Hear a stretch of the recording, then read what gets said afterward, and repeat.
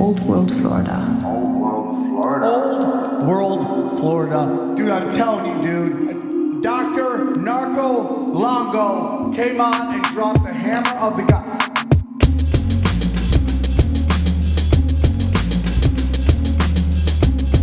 America's mother, daughter of Atlantis. God sent the Weatherland. The devil sent the Spanish. Florida is Eden, the fountain of youth. Kali is deception. So Florida is the truth.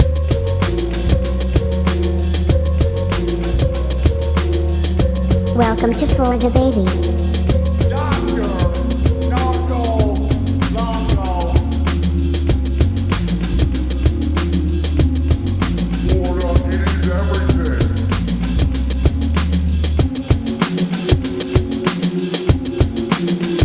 There's too much truth bombs being dropped. I can't digest it all.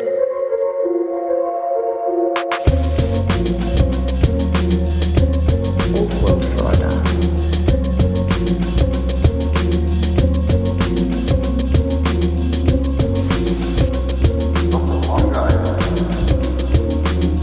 Please welcome Dr. Narco Longo.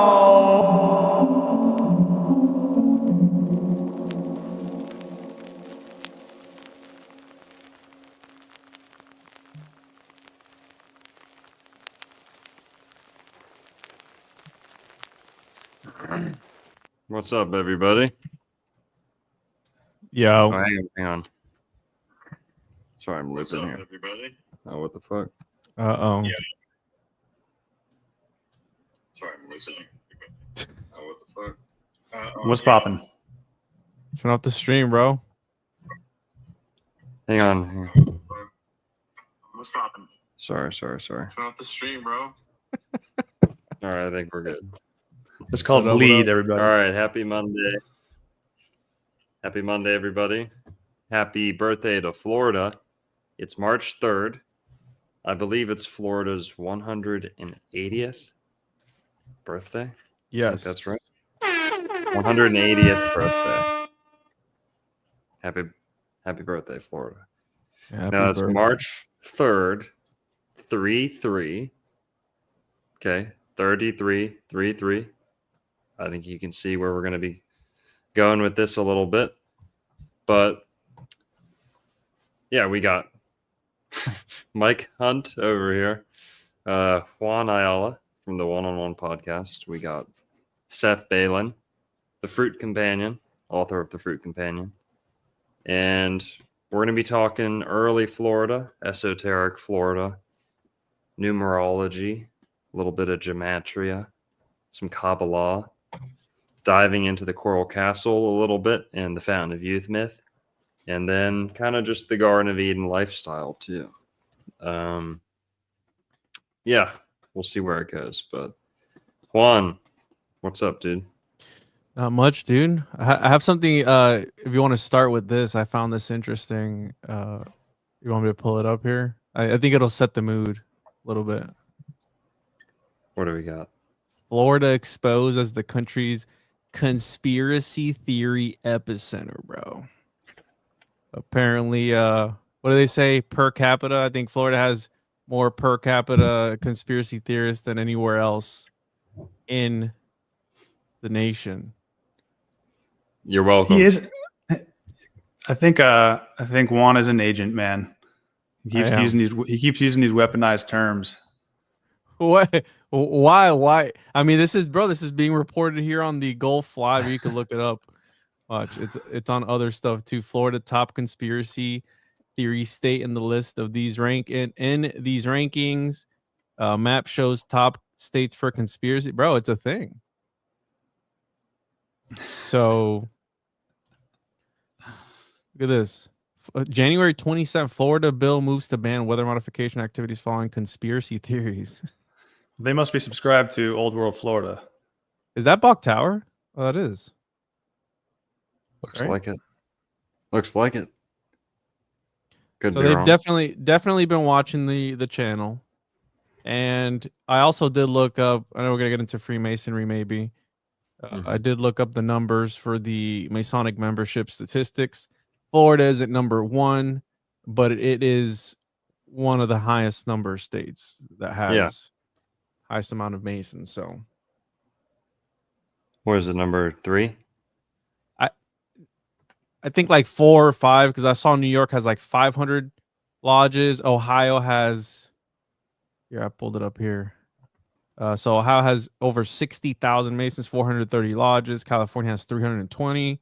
Florida has over 300, and New York has 500. I don't know where it stands on the rankings, but still a lot of Masons. Illuminati confirmed. So got hit him there with the Illuminati confirmed. But I thought that was interesting to really set the mood here with the conspiracies and all that. The independent Florida alligator. Longo likes to talk about how 33, the only zip code that begin with 33, are all in Florida. It also contains the 32 and the 34, but all the 33, XXX are here. And I'm actually in 33033 right now. Ooh, dude, you're the agent, bro. Illuminati confirmed. You're not fooling anybody, bro. Well, do the reduction. Well, Juan, Seth is actually, some of the commenters are saying Seth is actually my homunculus. Or he's actually older than me, so maybe I'm his homunculus. But if only people knew the truth.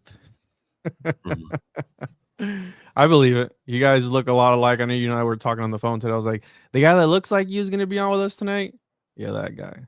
So they probably all know we have the same birthday pretty much too. Yeah, 1 day apart. Our birthdays, guys. How's that for some astrology? Well, speaking of astrology, Florida's birthday is 3/3, March 3rd. That makes Florida a Pisces state, ruled by Pisces, born in Pisces. And what's interesting is that's just the statehood of Florida, right? March 3rd, largely spearheaded by David Levy Yulee, the son of Moses Levy. Okay. David Levy Yulee was America's first Jewish senator, and he was Florida's first senator. And like I said, his dad was involved in a lot of stuff. His dad started a utopia in Florida. That Disney World today sits on the footprint of what used to be his land. And back then he used to call it New Jerusalem. The New Jerusalem. It was a Jewish utopia. Before they had Israel, they had Florida. So the Jews of the world would, kind of find refuge in Florida. And that was largely his doing. And Moses Levy, then his son, David Levy Yulee, he's Florida's first senator, like I said. There's actually a city named after him and a county named after him.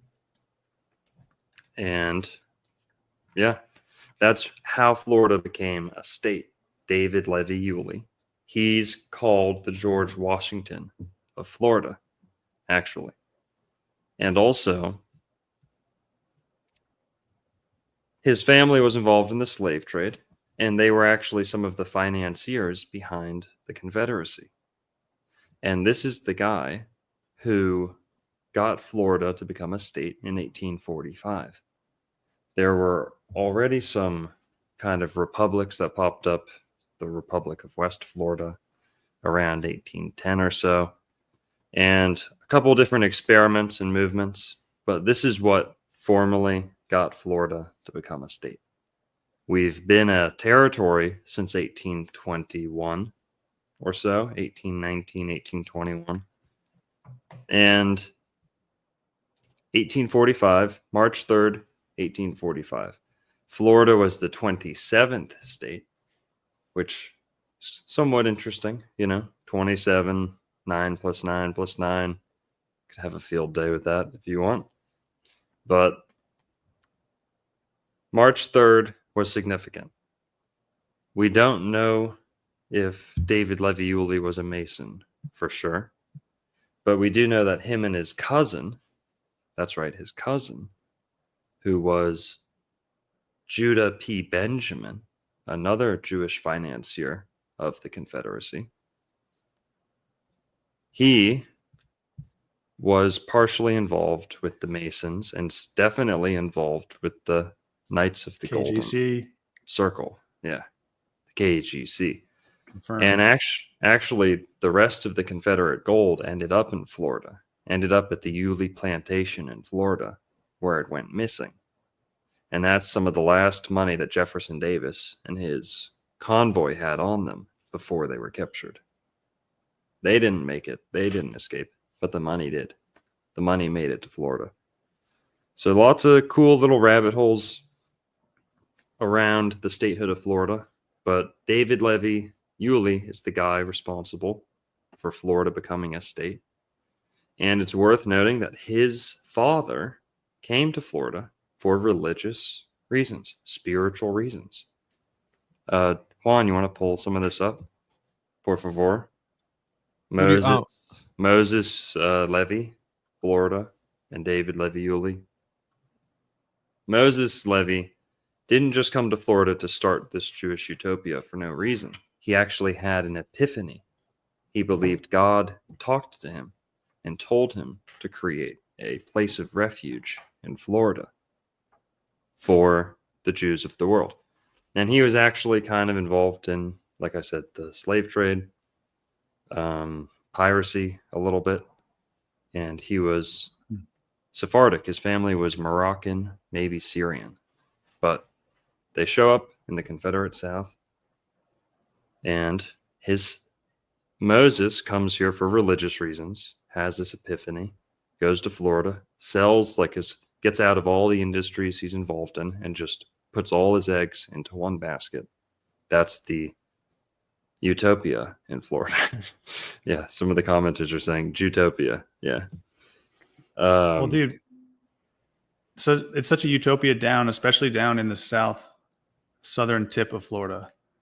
And am I allowed to show a screen here real quick? Yeah, share your screen and then I'll pull it up. And also, I wanted to note Gibraltar. This is where they say Atlantis reached from Florida all the way to Gibraltar, and this guy had migrated there as a kid and later established himself as a merchant shipper in the Caribbean. Interesting. Yeah. All right, I threw it up on the presentation. Because you can't talk about the resources of this state without talking about the food that we can grow here, especially in Homestead, which is where the southeastern tip is. All that purple Biscayne aquifer, that's like Miami, right in the middle of it. And then Homestead is 45 minutes southwest. And then, you got Fort Lauderdale up north. I don't know how, but this is what the ground is made of. This map is showing that the Biscayne aquifer is a special type of groundwater that's only under this part of Florida. And that combined with the latitude, because you talk about the 31st parallel up, we're at like 25, 26.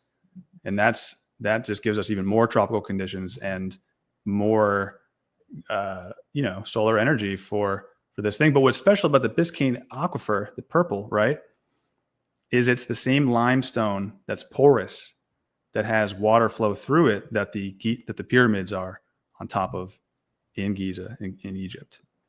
So it's a very special type of ground here. And if you were to go to Google Maps and look without any of the labels and go to the satellite view, you can see the gray city of Miami, and then you can see southwest. There's a green oasis. I could pull that up and just show you that's what Homestead is. And if you go down there, I just drove around today, and that's where I live now. And that's the 33033s and the 33030. And that's also where some of the major roads intersect to bring these resources up to the rest of the state and the rest of the continent of Atlantis. So I just had to throw that in there about, since we're about resources and gold, this is the gold that comes from the earth.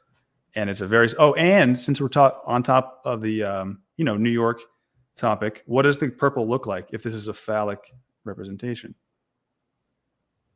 The tip of his dick. Yeah. That's it. Yeah, that's what gets discarded. You know, that's the psyop Foreskin. that's the psyop to pave over homestead and like the beautiful growing ability. Because if there's the remnants of the Garden of Eden are still here, even in Miami and North Miami, where it's all city, like Biscayne Park, I think it's called, or North Miami Beach. Bro, you just drive around and the mango tree poking out above all these houses on every single block is insane. You still feel like you're in Homestead sometimes up there. But yeah. What's most interesting? Go ahead, Juan. What's interesting about Homestead? It's still relatively untouched, and you can be in Miami and still go down at because you have Miami, 50 miles up, and another what feels like 50 miles down.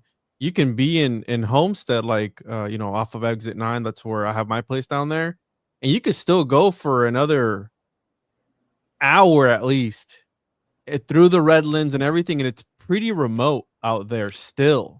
It's catching up. It's still developing, but it's still pretty remote out there. For sure. Throw my screen up again, please. So this is what Google Maps, the tip of Florida is.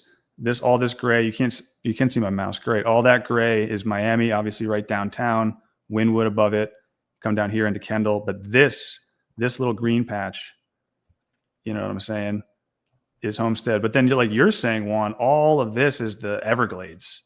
Yeah. And it's vast. It's very, very vast. This is a very important bay, obviously, for trade. But this is just a very special part of the state here. And yeah, it's so vast in there, man. I wonder, like, what do they got going on in there? I was gonna ask you, Seth, do you know anybody who lives in the actual like Everglades with a place out there? I want to go out there, dude. Yeah, I know a farmer. She's more like closer, to I guess what would be Naples, like over here, like this part of the Everglades. Because there's houses smack dab in the center there in that area there on the left. There's houses there. You can go on Google and find them every now and again. And I'm wondering, like, I'd love to take a trip out there one night to just hang out. That'd be crazy. Dude, I got this open. I got to show you this big street here. I think that's Chrome 177th Avenue or Route 27. And then up here, this is Route 1. And right where they intersect before you can take the road down to the Keys, well, they just intersect here. Turns into Florida City. There's like Flagler Avenue and another street, but it's all right at this big intersection of those roads. And I was down there this morning because I wanted some coffee, some Cuban espresso, and I found the Genesis Bakery, and it was right across the street from a Genesis dealership. And I maybe the Genesis dealership is there and the bakery opened it up across the street to kind of like attract the same customers, or maybe there is something Old Testament about this place. And it was right here. It was literally right at the intersection of like Flagler and the street where it turns into like Northeast First on this side and like Southwest First on that side. So it's very interesting and synchronous. And that was this morning. So I was like, Coral Castle's by there too, no? And Coral Castle's right here up Route 1. I forget exactly where, but yeah. Let's talk about some of the Hebrew words around Florida, because what's interesting about Moses Levy, the father of David Levy Yulee, the father of Florida, one of the founding fathers of Florida, is he owned a lot of land in Central and North Florida. Like I said, some of it would go on to become Disney World, which I think is pretty interesting. Disney World used to be a Jewish utopia, Okay.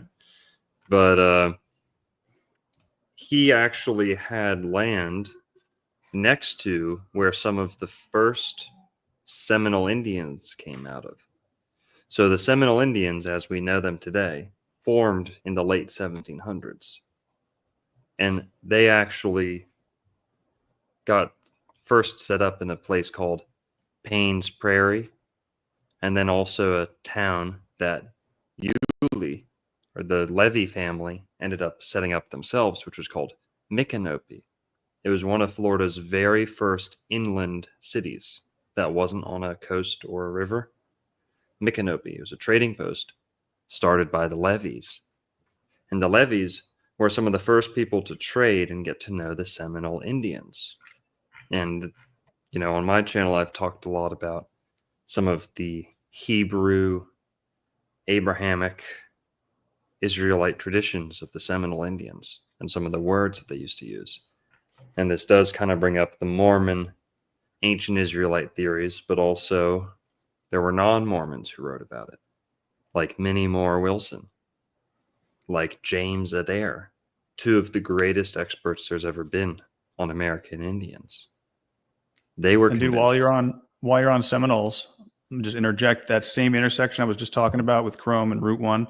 There's the Seminole Hotel, or the Seminole Theater, and what used to be the Seminole Hotel, now the Landmark Hotel. So it's very entrenched in the culture that we're talking about. It's the Seminole, the Semitic roots.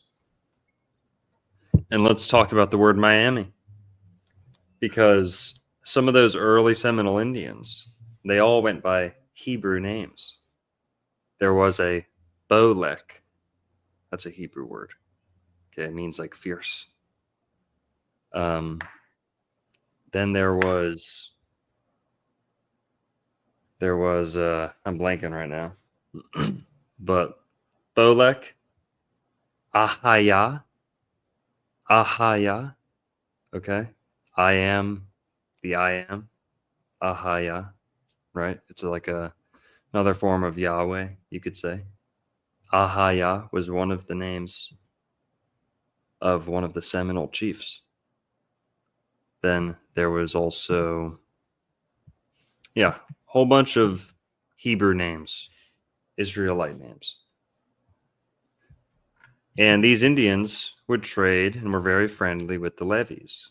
They weren't very friendly with some of the other settlers. And I thought that was very interesting. Now, David Levy Yulee, like I said, he's the guy who got us statehood. And he was the owner of many plantations, a couple plantations. His family was. But 1845, he's not the only guy to have an epiphany. His father, actually, Moses Levy, is not the first guy or the last guy to have an epiphany, telling him to move to Florida, telling him to do something special in Florida. Like Juan and Seth brought up earlier, Ed Leedskalnin, the man responsible for the Coral Castle, he also had somewhat of an epiphany, somewhat of a religious experience that directed him to go down to Florida. Now, the story is told a couple different ways. Number one, he had his heart broken when he was in his 20s or so by his 16-year-old bride, who broke his heart apparently on the day of their marriage, left him hanging. And then there was also, he had tuberculosis, or he tells the story as though he had tuberculosis, and that the doctors told him to move down to Florida.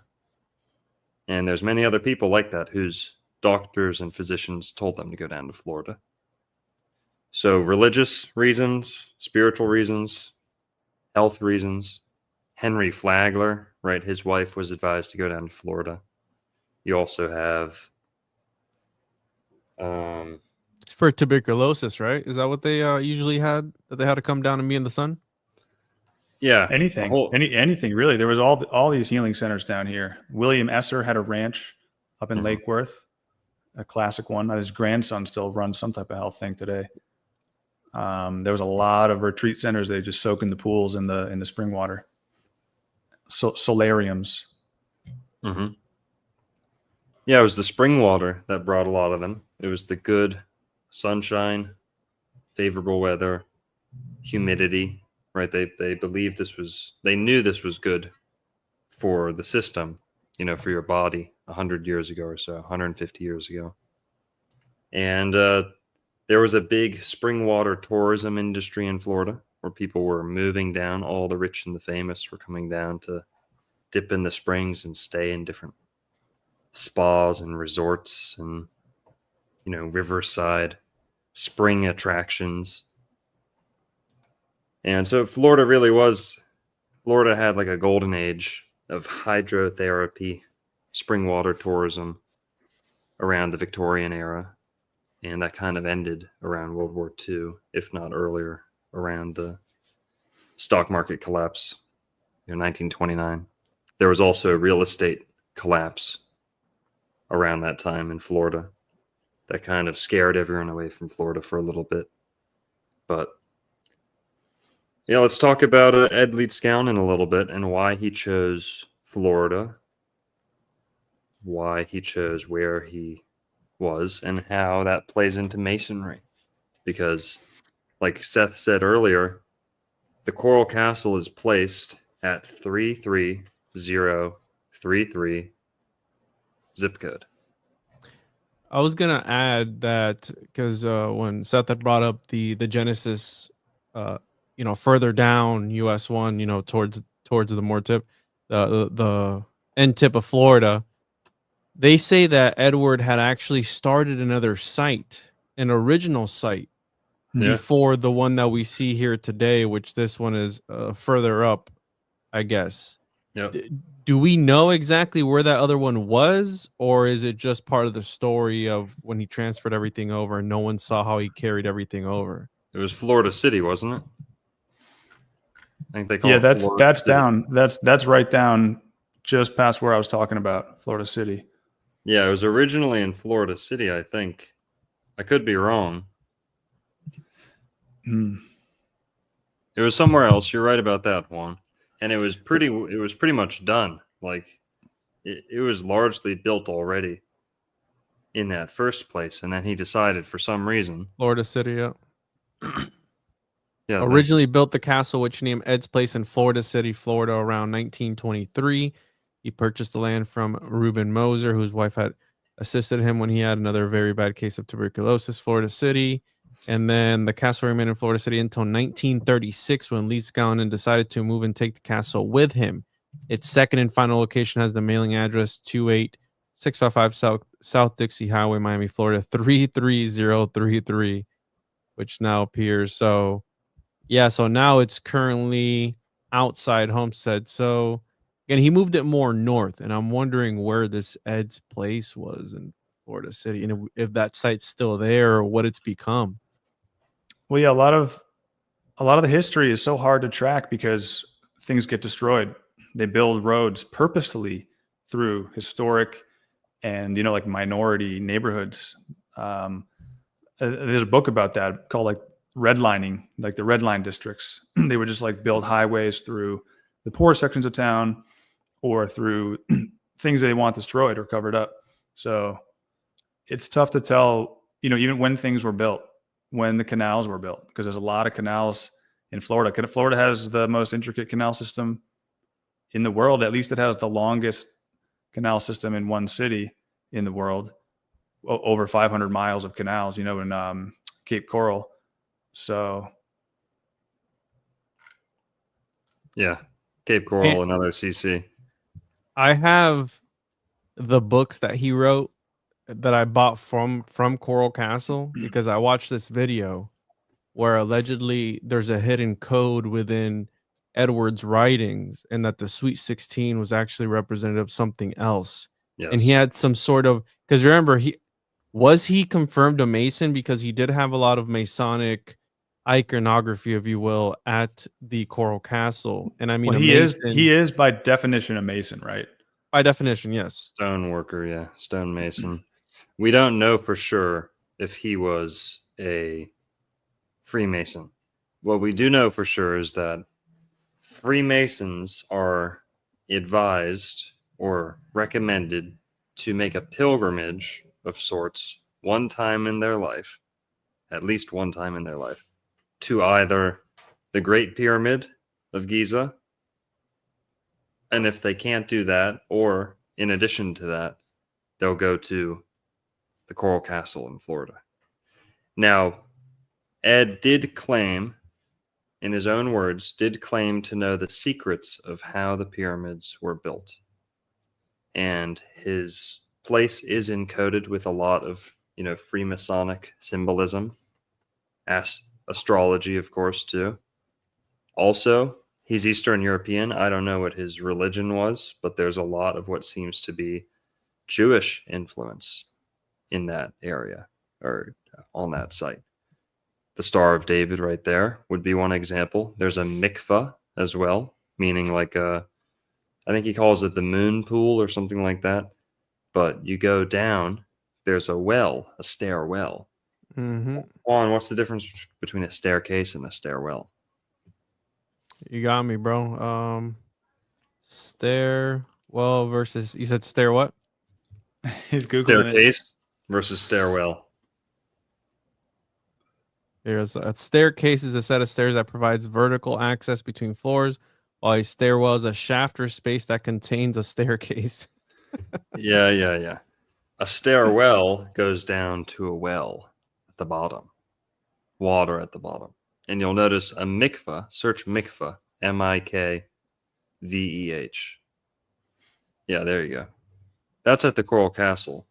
There's a staircase carved out of the bedrock that descends down into a pool of water, perhaps for ritual immersion, which is what Orthodox Jews do to this very day.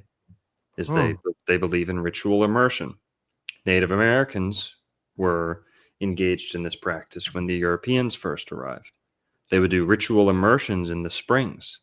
Now, believe it or not, Paul and Jesus, they were baptizing people in slow-moving freshwater springs, just like, and ones that feed into the river Jordan. And guess what? Juan Ponce de Leon, one of the earliest references of Juan Ponce de Leon looking for the Fountain of Youth in Florida. They didn't call it the Fountain of Youth. They called it the River of Jordan, which flows out of Eden, is what they called it. Now, hang on. I think I'd like to tie all this in together, of course, to Florida being the Garden of Eden. Fountain of Youth is kind of synonymous to me with Garden of Eden, right? I mean, if there's a Fountain of Youth, where is it going to be? If there's ever been to me, it's almost like the Garden of Eden is when humanity lived forever, and the Fountain of Youth is where humanity lived forever. I don't know. Ooh. One interpretation. Let that soak in.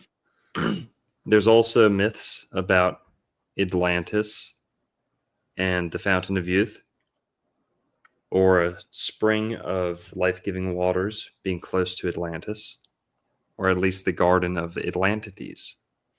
We know that the Garden of Eden took inspiration or has a lot to do with the Garden of Hesperides, also known as the Garden of the Atlantides. And Florida certainly has a lot of compelling evidence to show that it was Atlantis and or the Garden of Eden.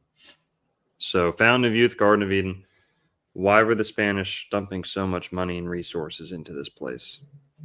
Why would one of the world's most mysterious men, Ed Leedskalnin, drop everything, drop his life, drop his family, drop it all, just to come to Florida? Just to what?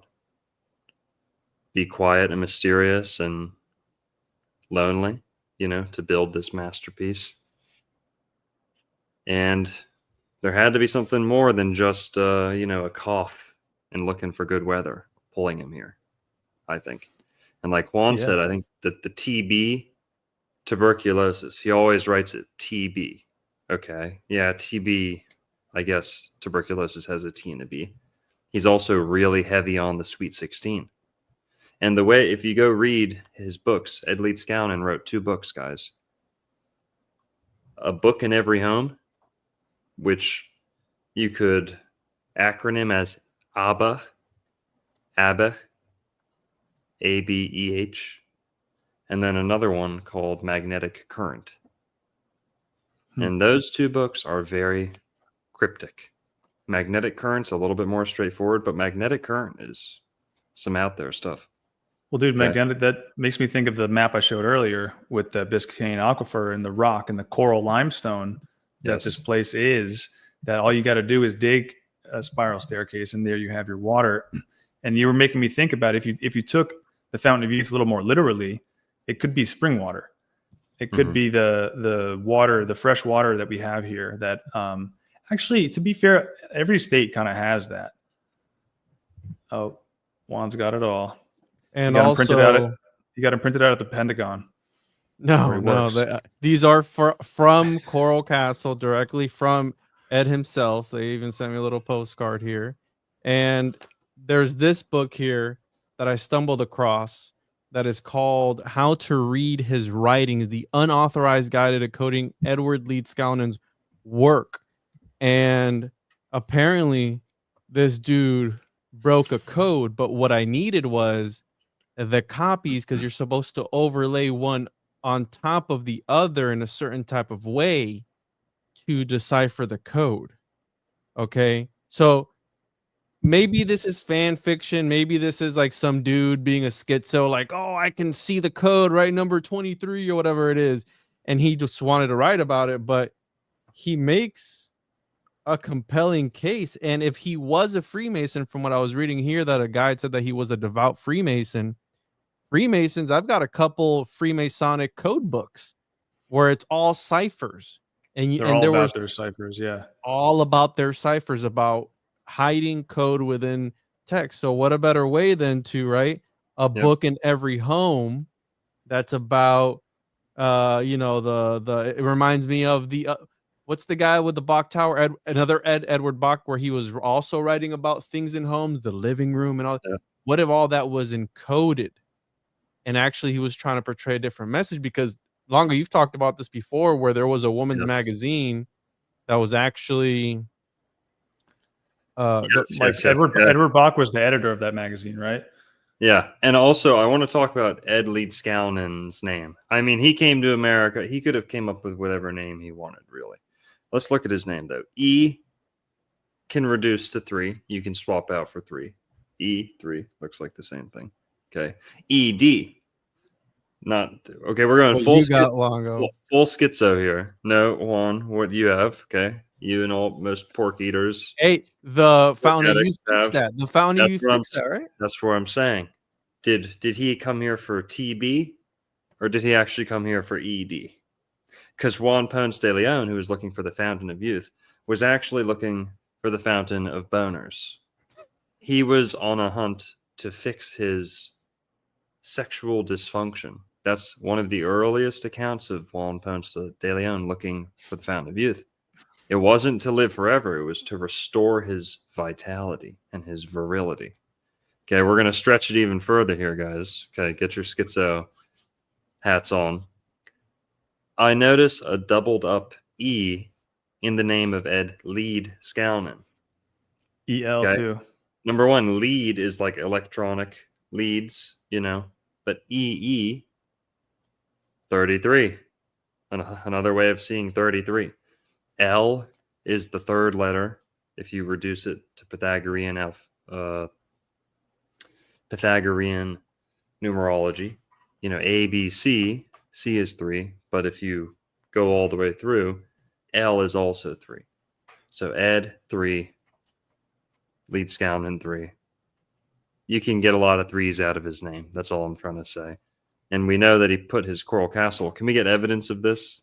The zip code of Coral Castle on screen so people can sink in for people. Yeah, we showed it. Definitely 33033. He's also a Capricorn.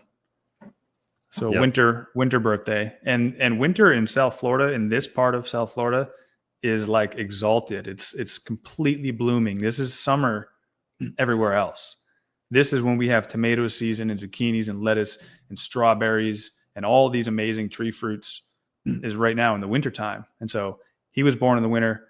Claude Pepper was born in the winter, and Florida was born in the wintertime. And it's interesting because look how schizo this guy gets. He's like you have to fold. He overlays some sacred geometry over the covers of the book. Looks like a fish. Yeah, he also has you mirror the covers. And the reason that I wanted the original books from Coral Castle, because this stuff is available online. You can find these copies of these books online. But what was important was that for some of the codes, you actually have to fold the paper a certain type of way to extract the information. So he's instructing you how to fold the book. So you would, I haven't actually done it because I would ruin the books if I did it. Maybe we should do it on a stream one of these nights and try and decode Edward's codes or whatever it is and see Yeah, what we find. make a bunch of copies of it and Yeah. practice on those. But I have to correct. I misspoke. Claude Pepper wasn't born in the winter, but Homestead, Florida, was incorporated in the winter. Homestead, if you were to track its astrology, is in Aquarius. Actually, the midpoint, right at the midpoint, February 8th, I think, 1913. But yeah, What is back to Florida's sign?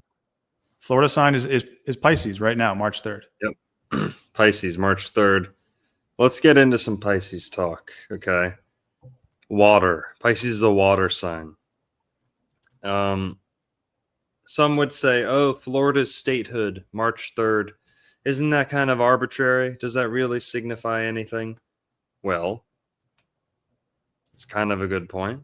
But I think that things like that harmonize, right? The cards fall where they're supposed to. When Ponce de Leon left Puerto Rico for Florida, he departed on March 3rd. So that was 1513 or so. He departs on March 3rd. So we have an early March 3rd date. Then we have the official statehood being punched in on March 3rd, 1845. Well, what else is there? Like places around the world, ancient sites around the world, many of them are built in alignment to certain constellations and heavenly occurrences, right? Astrological events. Certain signs of the zodiac, they'll be mirrored after, right? Certain events like the equinoxes, the solstices, they'll be lined up to measure or to track, okay? Like Stonehenge, I think most people have a pretty fair idea of what those things were used for. Well, they're in Florida too. In Florida, we have, there were hundreds of thousands of indigenous people living here, different tribes. Some of them were very tall. Some of them were very savage. Some of them were unique and peaceful and all this, Some of them were very sophisticated, right? Lots to talk about it with that. But what's really important is that those people or their ancestors, they built ancient sites all over Florida. They built large ceremonial sites. Most of the times they were earthen mounds, usually built out of shell. So shell, they pile up heaps of shell. They're trash. Some people call them trash mounds. They're a lot more than that. Some people say they're just flood mounds. When it flooded, they'd go up on top. Some of them were used for that. But the vast majority of these are ceremonial or astrological. They're fulfilling some astrological alignment. And Juan, if you could look this up for me, please. There's a guy named Andis Cowlins, Andis Kaulins,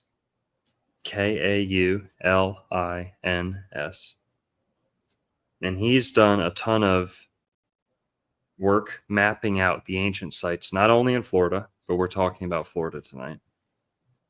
Ancient sites around Florida. Yeah, search Andis Cowlins Florida mounds. Yeah. Boom. Yeah, any of those are good.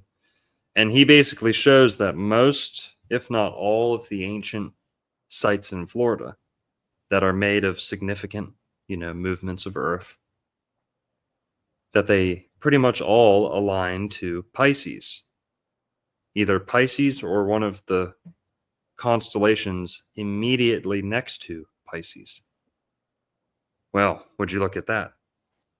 This kind of tells us the ancient people in Florida associated this landmass with the same sign of the zodiac thousands of years ago as the modern founding fathers of Florida. They chose a date to make Florida a state in that same sign of the zodiac. So today we would know Florida as a Pisces, and it seems, going off of all this physical evidence, that in ancient times they associated Florida with Pisces. Yeah, click on any of these, Juan, and zoom in so people can see. This is a Well, star it even map looks like too, it even looks like a Star fish. map. Yep. There's fish. with There's Cetus. fish hooks. There's whales. Yep, Cetus, right next to Pisces. It's the whale or the sea monster. But it's either all Pisces or all right next to Pisces. Which the ancients, did they know that how much do we know that the ancients knew about these signs being what they were, like Cetus being a fish and all these? How long has that been? Was that known by the ancients or natives of Florida at least? I mean, Well, is dude, there I any think evidence of that? without light pollution, you can see the constellations so clearly that they actually look 3D and look like a fish, and they look like an archer, and they look like a ram. They really do. Like when there's no light pollution. But when you just see a few dots, you're like, oh, that could be anything. People say like that's arbitrary that you made it a fish or whatever. But actually, when there's no light pollution, you can really see it. I think it's actually these images speak to everybody on a deep level. Yeah, and Juan, these people were pretty sophisticated. They had a lot in common with your ancestors. They had shared a similar language. They were capable of brain surgery. Yeah. Okay, they did brain surgery. I mean, these guys weren't. They might have been. They might have been living in the Stone Age a little bit. If we're putting all the Tartaria stuff to the side, they were kind of living that Native American lifestyle, but they were also capable of extraordinary feats. They were very, very sophisticated in some areas. And I think most cultures put a big, big emphasis on studying the stars. So even kind of the dumbest of the dumb still kind of get what's going on in terms of the seasons. And I think the Seminoles are far from dumb. I think they're very, very smart. And not the Seminoles, they're pretty recent. The ancestors of all these Florida Indians, they were pretty tall. They were pretty smart. Apparently the women were pretty good looking too. So they were doing okay, Juan. They were doing all right for themselves.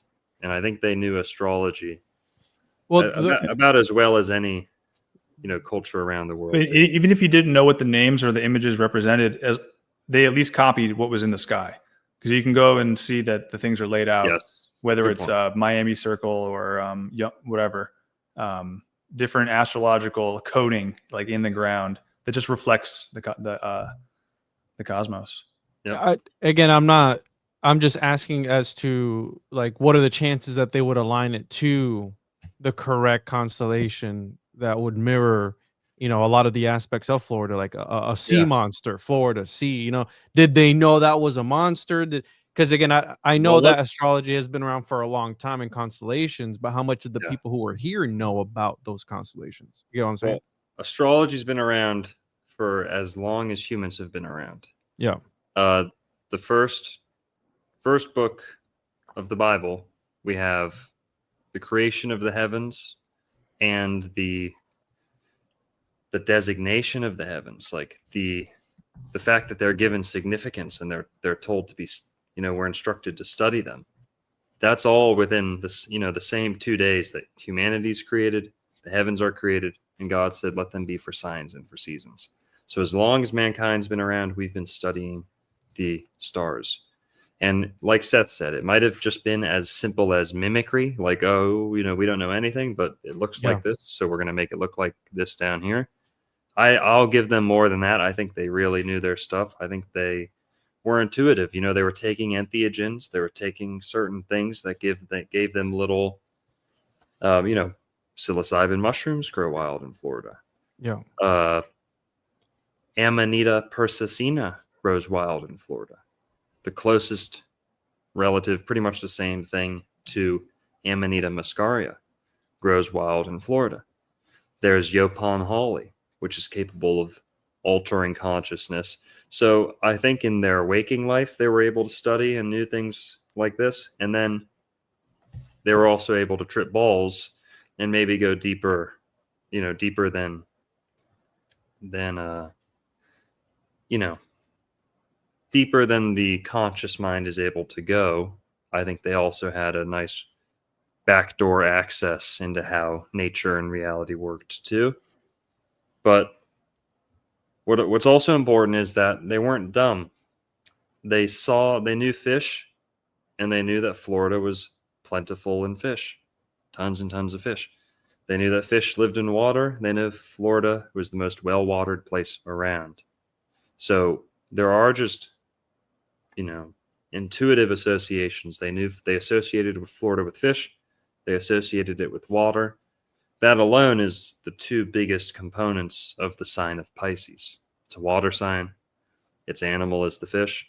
Also, what does Pisces rule? The elderly. This is kind of where we get our fountain of youth myth. The idea that the old would want to come here, or that people would want to come here to lengthen their life. Very Pisces. Florida is called the foot, the boot, right? Just like Italy. It's a peninsula that's likened to a boot. And when we call it the boot, I think it was Andrew Jackson or one of his buddies, or, before Florida earned statehood, they were coming up with slogans and reasons to, get people to vote for Florida to be a state. And one of these kind of founding father type guys said something along the lines of, America needs Florida like the body needs a foot. The foot. Pisces. You can flip Florida upside down. It even looks like a boot, right? You can go on and on and on. I think there's clear associations to the sign of Pisces that are just obvious. So it's also flat. Pisces, the final sign of the zodiac, ruled by Pluto, or Pluto exalts in Pisces. Jupiter, Neptune, Venus. There's a Jupiter, Neptune, and Venus in Florida. You guys see that outside in the western sky, right as the sun sets every night? You see in the moon and Venus. It's beautiful, like right now. And you're talking about like the flatness and the last sign of the zodiac. Juan pulled up my chart that I'm making just to sort of explain what the sine wave of the year feels like energy-wise. And if you look at the last 12th of the unit there, the last 12th of the wavelength, you get Pisces. And what does it bring us? It brings us right to the zero crossing, right to the spring equinox, to start the cycle all over again. Go positive, negative, positive, negative. So what do we got? So the sun hits around 11 degrees south and comes up to 0 degrees for March 20th. Sure, yeah. And I wanted to add, from an occult perspective, I've seen, it was Peter Levenda talked about it, where, right, Florida holds this significant place. We don't know what it is. It attracts people. It's like a magnetic force that attracts people here. People come here to die, right, to live out their last days. We have Juan Ponce de Leon with the Fountain of Youth and all these different things. And Peter Levenda, one time, I forgot which book it was, he said that Florida, because of the mangroves, is the best place for conjuration of the great old ones, right? Because the mangroves hold, you were talking about the shell middens and all these things. That's life that holds in there, essentially, right? All the, it's dead life, but still has some organic material. And it's interesting because the Typhonian OTO talks about Miami being a power zone, almost like a sort of portal. And I know you've seen it, Seth, on YouTube, the people over in Sarasota talking about there being some sort of wormhole there, and energetic thing or something or other. So all of this, go ahead. Well, let's talk about the portal in Miami. There is an actual portal in Miami, El Portal. It's one of the oldest neighborhoods in Miami. Dude, that's one of your best videos too. I'm sorry to interrupt. That's one of your best videos, is the portal one. Oh, well, please. Don't gas them up more, bro. But John Sup, thanks for the $10. Appreciate you, John Sup. No shout out allowed. Longo is a pimp. Thanks, John Sup. Alchemical Mysteries with the $4.99 donation. Hey, boys. Great show. Earlier, you kept saying they had epiphanies to know where to settle. Maybe like Third Eye's old name, Epiphysis. Cheers. Yeah, good point. Thanks, guys. Appreciate the tips. You can donate to the pizza fund, pizza and garlic rolls fund tonight. Actually, Well, I dude, already ate dinner, so maybe. the vortex is real. I mean, I feel it down in Miami, down in Coconut Grove. Every Saturday is that farmers market where it's pretty big. There's a lot of tents and vendors there. A lot of people come out, and it's a vortex. You meet people, serendipities happen, and it just feels like it's got this energy. And that's 3300 Grand Avenue, Miami, and you know, it's Coral Castle's a bit of a vortex. But I think and then this El Portal, which is North Miami, is definitely a vortex of some sort, or portal too. I mean, where does this open to energetic? You pause it, Juan, right here, or go back. Yeah, that slide right there. Thank you. Just real quick, Seth. If this date is correct, and this is in El Portal, for those who don't know, there's a suburb of Miami called El Portal, which means gate, entrance, but also Door. literally door too. Well, Puerta. I'm sorry. Yeah. To me, So I link port. the words. And yeah, it means port, it's all the same. But it also literally means portal. Okay. Let's not get mistaken here. It means portal. El Portal is the portal. Now, apparently, this was a French Huguenot settlement around 1536. Now, if that's true, that would be one of the earliest attempted settlements in Florida. In fact, Huguenots weren't even known as Huguenots that early. They would have just been known as Calvinists or even just Protestants. I don't know if Calvin was dead by then, but 1536, that's crazy because we're told that 1539 is when the DeSoto expedition went in, and they weren't successful at all. So 1536, the French Huguenots, again, they might mean 1556, or sorry, 1566, but the French were in Miami, and not many people know that. The Spanish certainly would have covered this history up, but they were in a place that's today known as the Sherwood Forest. And what's interesting is this was one of the main kind of city centers for the Tequesta in Miami. The Tequesta are the ancient Indians who lived in Miami. And they had mound sites, big earthen mounds. One of them was at El Portal, one of the tallest areas in all of Miami. All of Miami-Dade County is right there in El Portal. And there's a big mound there. So it doesn't seem that big, but it's like the whole hill is built up towards this. There's big 500, 600-year-old oak trees. Okay? Talk about ceremonial magic, Juan. The mangroves might be good. What are oak trees good for? Yeah. That's where the Druids did all their work. And Florida is a land of oaks. People don't realize that. So they found all these mounds. And one of these mound sites in El Portal, it actually has a cave, a small little grotto type thing that goes underneath the mound. There's a cul-de-sac on the mound, so like a circle built around the mound, and there's homes around the mound, nothing on top of it, and the road goes around the mound. Well, in one of these houses, they have this cave on their property, and it's theorized by the local, people of the neighborhood that this is actually where the name El Portal comes from, because it's not the port, it's not the portal. The Miami River, or the Little River, comes very far inland before you get to this house, this neighborhood. El Portal is probably referring to the cave underneath the mound that was used for different sorts of rituals and ceremonies, divinations, and yeah. Well, look, the second part of that news clipping says that the ground has been stained with the blood of the red man and the white man, alluding to either like a clash or sacrifice, which is another energy harvesting Very alchemical too. The red ritual. man and the white man.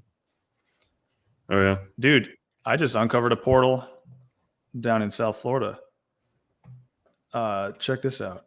So you can see. Is it Longo's mom's house or is no my bad? See where Homestead is in the bottom, in that little lake. It looks like a little lake down here. If anybody can guess what this is in the chat, what is this, people? Before I show you, I know what it is. Is it like covered up blue? No, it's a new. I mean, there's all little tiny islands, but like it's big enough to kind of see from like. It's a nuclear power away. plant. Cooling. Exactly, dude. It's a nuclear power plant. Wow. The Really? cooling canals, yeah, and supposedly there's like the Turkey Point. one of the greatest ecosystems for saltwater crocodiles, I believe. Is that the one, Seth, where all the crocodiles are at and they're thriving? Probably, yeah. They probably love that radioactive water. Oh yeah. So the amount of energy we generate here to create crops, where we create tons and tons and tons, literally, of avocados in such a small little 5-mile radius to 10-mile radius. It's insane how much energy we generate. Not to mention this power plant. You know what I'm saying? I don't even know how we get, how we use that power, but there's vortexes and portals everywhere, man. That's interesting. Turkey, because turkey is another way of saying Thor, believe it or not. Thor is turkey. Turkey's the thunderbird. Thor's the thunder god. Okay. Turkey, the country Turkey. It's named Turkey for Thor, who is also known as Tur, T-U-R. So we'll get Thursday, your third eye, the god of thunder and electricity. Isn't that interesting that Turkey Point, it's where we get, I guess, a lot of electricity in Florida. Nuclear power plant. So Crocodile nursery. That's crazy.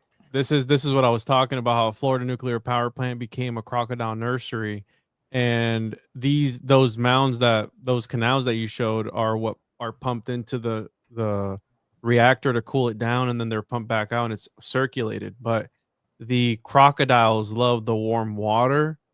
I don't think it's radioactive. The water is not supposed to be radioactive, but that's over towards Bone Valley with the phosphorus mining and all that stuff.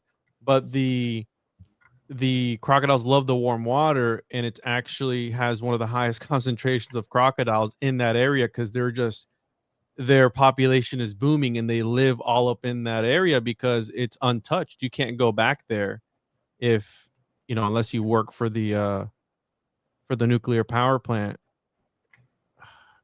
Let me see if I can pull up a picture of it. Yeah, so right here, science behind. I'm trying to find a video of it. Here we go. So you see, this is all pretty much untouched land. Nobody can go out here. And so these crocodiles are just thriving out here. And this is all just full of crocodiles, this whole water. But yeah, this is made to cool the nuclear reactor that's out here. Dude, they should put mango trees and fruit trees on those little islands. Yeah. Oh, hell yeah. Dude, I see the mango trees closer to the electrical lines in town. They're like booming, crazy flowers. I don't know. Are they getting buzzed, like fertilized? Oh, yeah. Dude, I've actually eaten mangoes from a tree that was struck by lightning about a week or two before. It turned the mangoes highlighter pink, like purple, like Juan's background. The most magenta, neon purple mangoes I've ever seen. I was living at a house in Boca Raton. Lightning we actually had an electrical box for like the neighborhood behind our house, and lightning would come down, or that thing would go out all the time. But lightning came down. I don't know if it hit that thing. It would go out all the time. But lightning struck the mango tree in the front yard one of those times, and it exploded, split the mango tree down in half, and it fell down to the ground. And the mango tree was done, but all the mangoes were still there. They were still on the tree, and they went from normal mango color to going super magenta. I swear to God. my ex-girlfriend at the time would validate that too. Dude, that's They were- Longo's origin story. That's your superhero mutant origin story. That is kind of like a cool Dragon Ball Z type. It was the origin toad story. It was the toad that jizzed in his eye when he was. It was a the little two, boy. yeah, the mango and the toad. While he was eating Yeah. it, just he transcended Yeah. 5D ascension, right? Yep. So I was gonna bring up this book that you talked about. Portal. What'd you call it? El Portal. No, the vortex. He plant? called it a vortex. And there's this book. It's a lot to get into right now, and we probably won't. But there's this book called The Handprint of Atlas, where he talks about a lot about the vortex and Florida and these different lines. And he talks a lot about Coral Castle, and he talks about different things, how Florida came to be, and all these magnetic forces and all this other stuff. The line of Dundee, which he coined, Seshuri, that the Bok Tower is on, as well as the Coral Castle as well. But the way that I know that I'm in Miami is when I'm cruising down the turnpike and I'm doing, I could be doing 85 miles an hour and somebody will pass me by, like if I'm standing still. That's how I know I'm in Miami.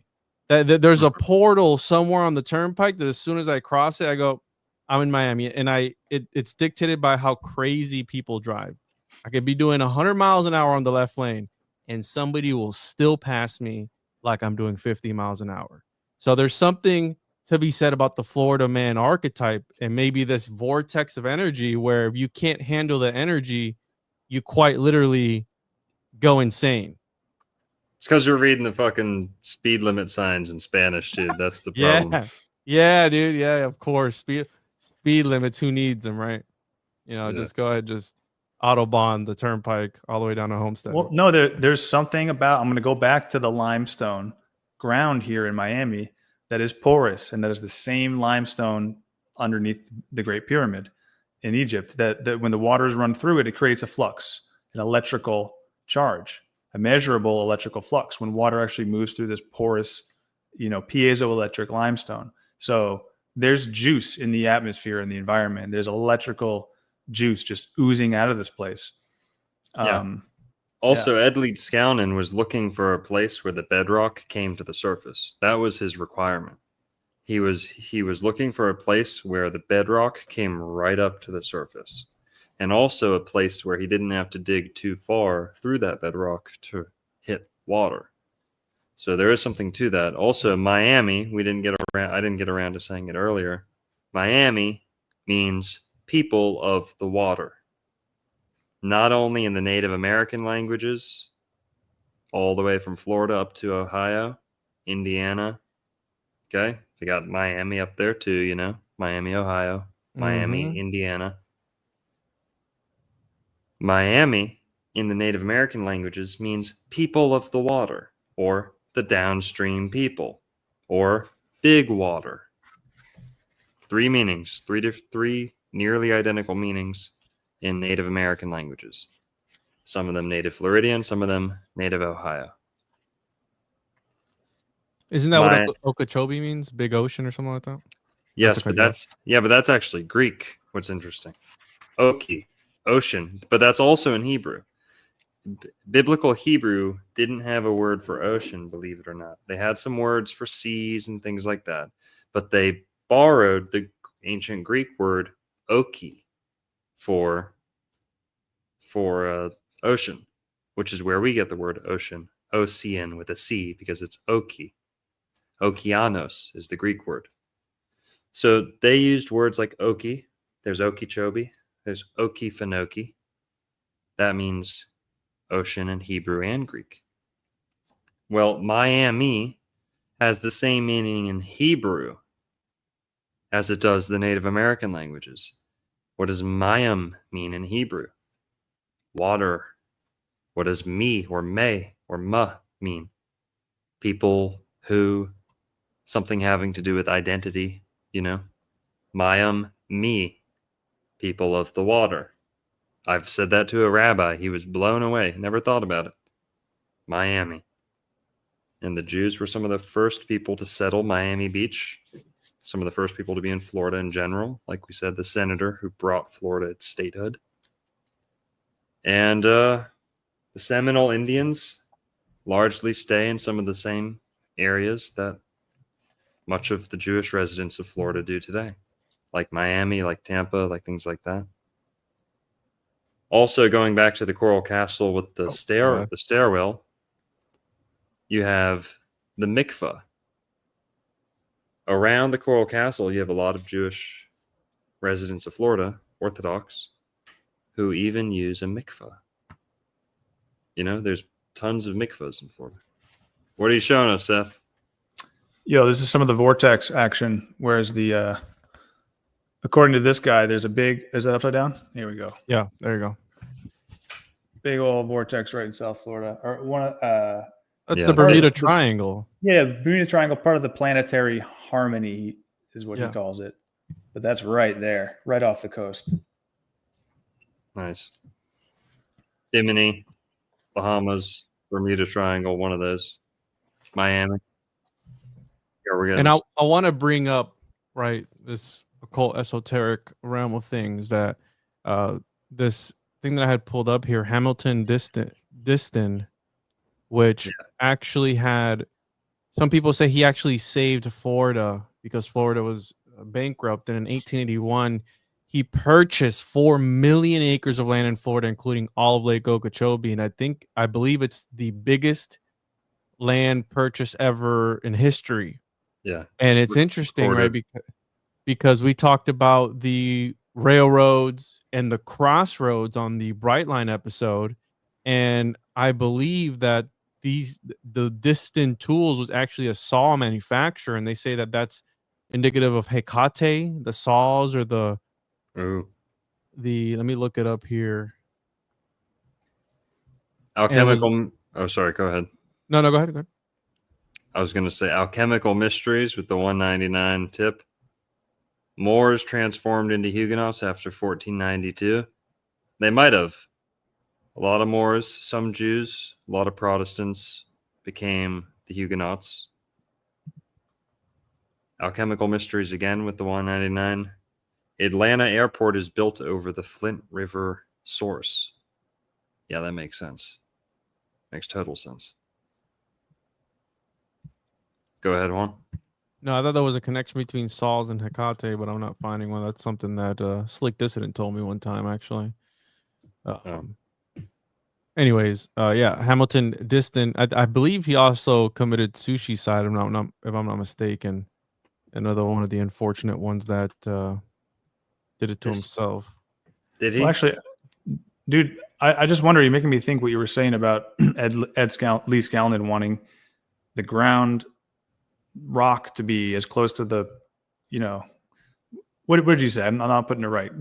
He doesn't want dirt. He wants the bedrock to be right there, and he wants the water to be right below that. Where else in America does that exist?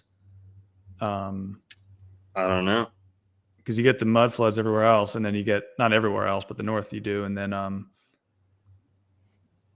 you just get sandy conditions and dirt, lots of dirt and clay elsewhere. 100%. And also the springs in Florida means that silt or like sediment couldn't stay on top of Florida too long or piled too high, because it would always kind of get washed away. It would get like dissolved by the Florida springs. So I think that's why Florida stays so flat too, is there's so much water pumping out that it kind of like washes everything down to the same level. But, And also, right, Florida is shaped like a, Seth, I know you talk about growing your own food and things of that nature, and Florida accounts for like 97% of the phosphorus supply in the United States, which, similar to how a phallus gives life, right? We know that you can reproduce with it. Florida is responsible for a lot of fertilization around the world because it creates all this phosphorus. But the thing is that at what cost? Because the radioactive byproduct that it leaves behind is sort of killing everything that where it's at. And I'm sure you've seen the gypsum stacks that are like radioactive mountains, essentially, where it's like all this radioactive water that's a byproduct of right what they use to make the fertilizer. But fertilizer again runs all of these probably Bill Gates' own farms everywhere, but that's besides the point. But again, Florida is giving life to the world. It's injecting life. Flora, it's flower city, Flowerville. And the flower is the pollen, is the nectar, is the opening, it's the beginning of the bud, the sexual reproduction. So you're totally right about that in Florida. And Longo, what you said about how sand settles here on the ground, everything settles because it's flat and it's porous. Mm-hmm. And people come here to settle, don't they, after they retire? Oh yeah. Fluoride. Yeah, that too. Let's talk about the name a little bit. Okay, we're on to something here. Juan Ponce de Leon, the guy who was apparently looking for the fountain of youth to cure his sexual dysfunction, his ED, his Ed Leedskalnin. Okay. He wanted to get his Sweet 16 working again.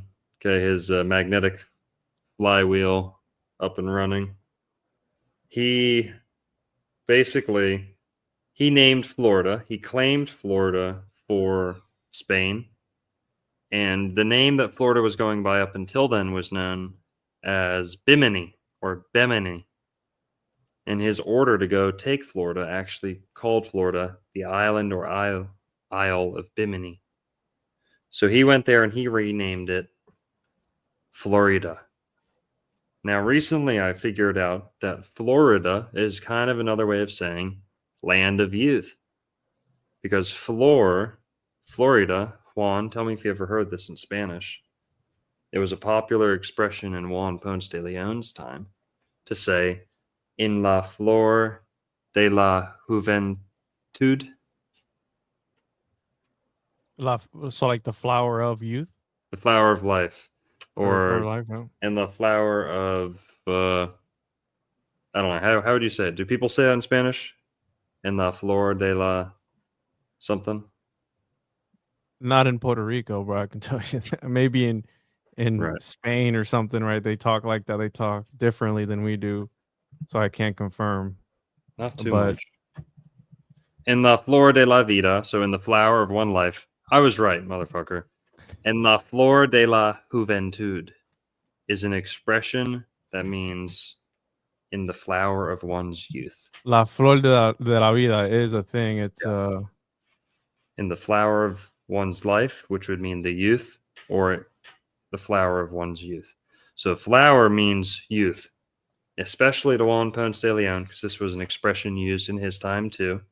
the flower of life too. Right? Florida seems to have had a triple meaning.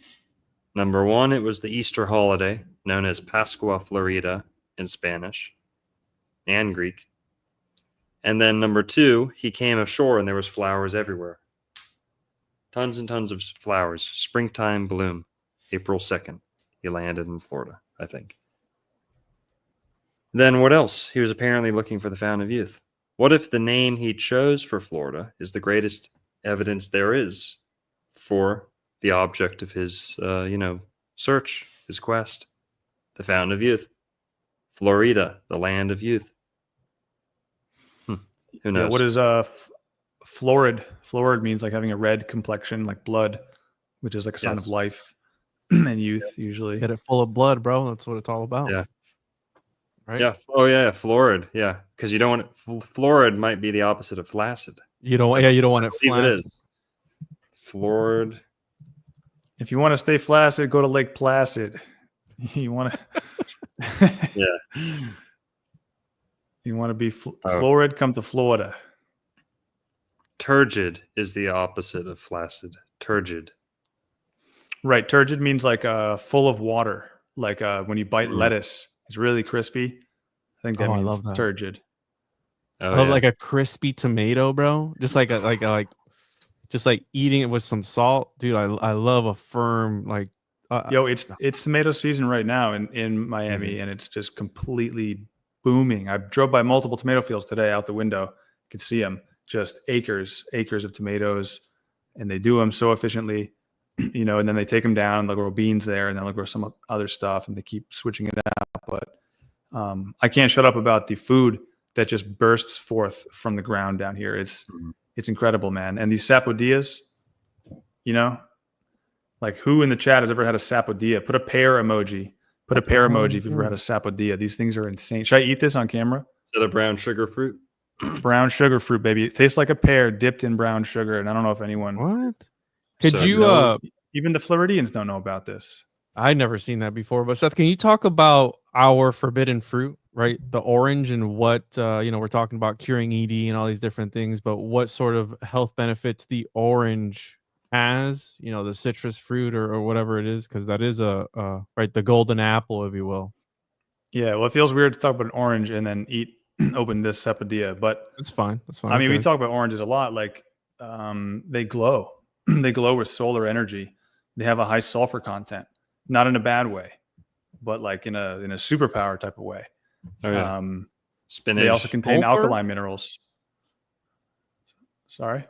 They have sulfur, you said? Yeah, you can taste it if you bite into a pomelo, or if you just like drink juice and burp, you can sometimes taste sulfur. Or if you just smell it, sometimes it's got that sulfuric taste. Unpasteurized orange juice, if you take the cap off and smell it, it'll smell almost like eggs. It'll have a very sulfury smell. And people say, oh, the water that's being used to spray the weeds, spray your yard and stuff, smells like eggs sometimes. That's probably a really good thing. That's groundwater that's filled with sulfur. Probably great for the yard. And you want to be careful of what types of sulfur you're taking in, because I think it can get deposited into your stomach tissue and stay in the walls of your organs. But generally, if you're on a healthy diet, I assume it's really good for you. And it's a part of all these mineral waters that people used to drink and bathe in Florida, and still do to this day. You can go look at warm mineral springs. It's a sulfur spring you can swim in. And there's some that you can drink. Some you definitely shouldn't drink, because they have a lot of other stuff in there too.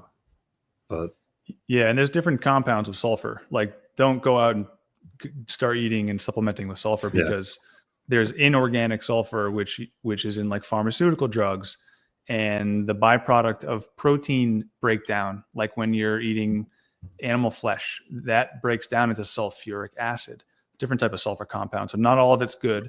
Some of it's very corrosive actually to the body, and you don't want to fuck with it. But I think the stuff that makes it up into the orange from the groundwater, the sulfur naturally contained in the water of Central Florida, because remember, oranges are not a Miami, South Florida crop. They're subtropical. They like it. They like it more toward Orlando, where all those lakes are, and a different type of soil. But yeah, oranges are the best. I ate oranges every day this winter so far, for sure. Oranges or mandarins or orange juice. And I don't think I mentioned I did all fruit and greens this past February, with the exception of 2 days where I cheated toward the end. I was getting a little antsy, but yeah, and oranges was probably the most commonly eaten thing, because it's in season right now. It's another wintertime delicacy of Florida. So oranges are the best. It's my favorite thing, no matter where I am, to look forward to in the wintertime. I know I'll have pomelos and mandarins come out first, then the navels, then the bloods come out later. I have such a huge love for the orange, indeed. And they say Christopher Columbus brought citrus to the New World. 1493. Yep. Is this true? Yep, it is true. Oh my God. Huh. He had citrus. It was a staple of Spanish ships to have citrus. Sometimes they'd even have it growing on the top deck, because this was a vital nutrient. Vitamin C and the other, the other. What is that called? Sapodilla or Nispero.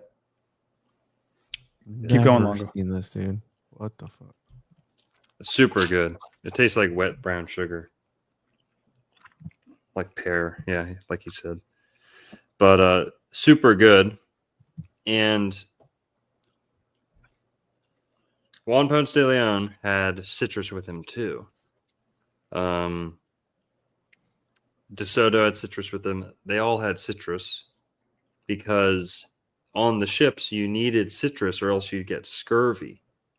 All they were eating on the ships was salted pork, hardtack, like month-old flour, you know, whether you're making a cracker or some nasty ass bread.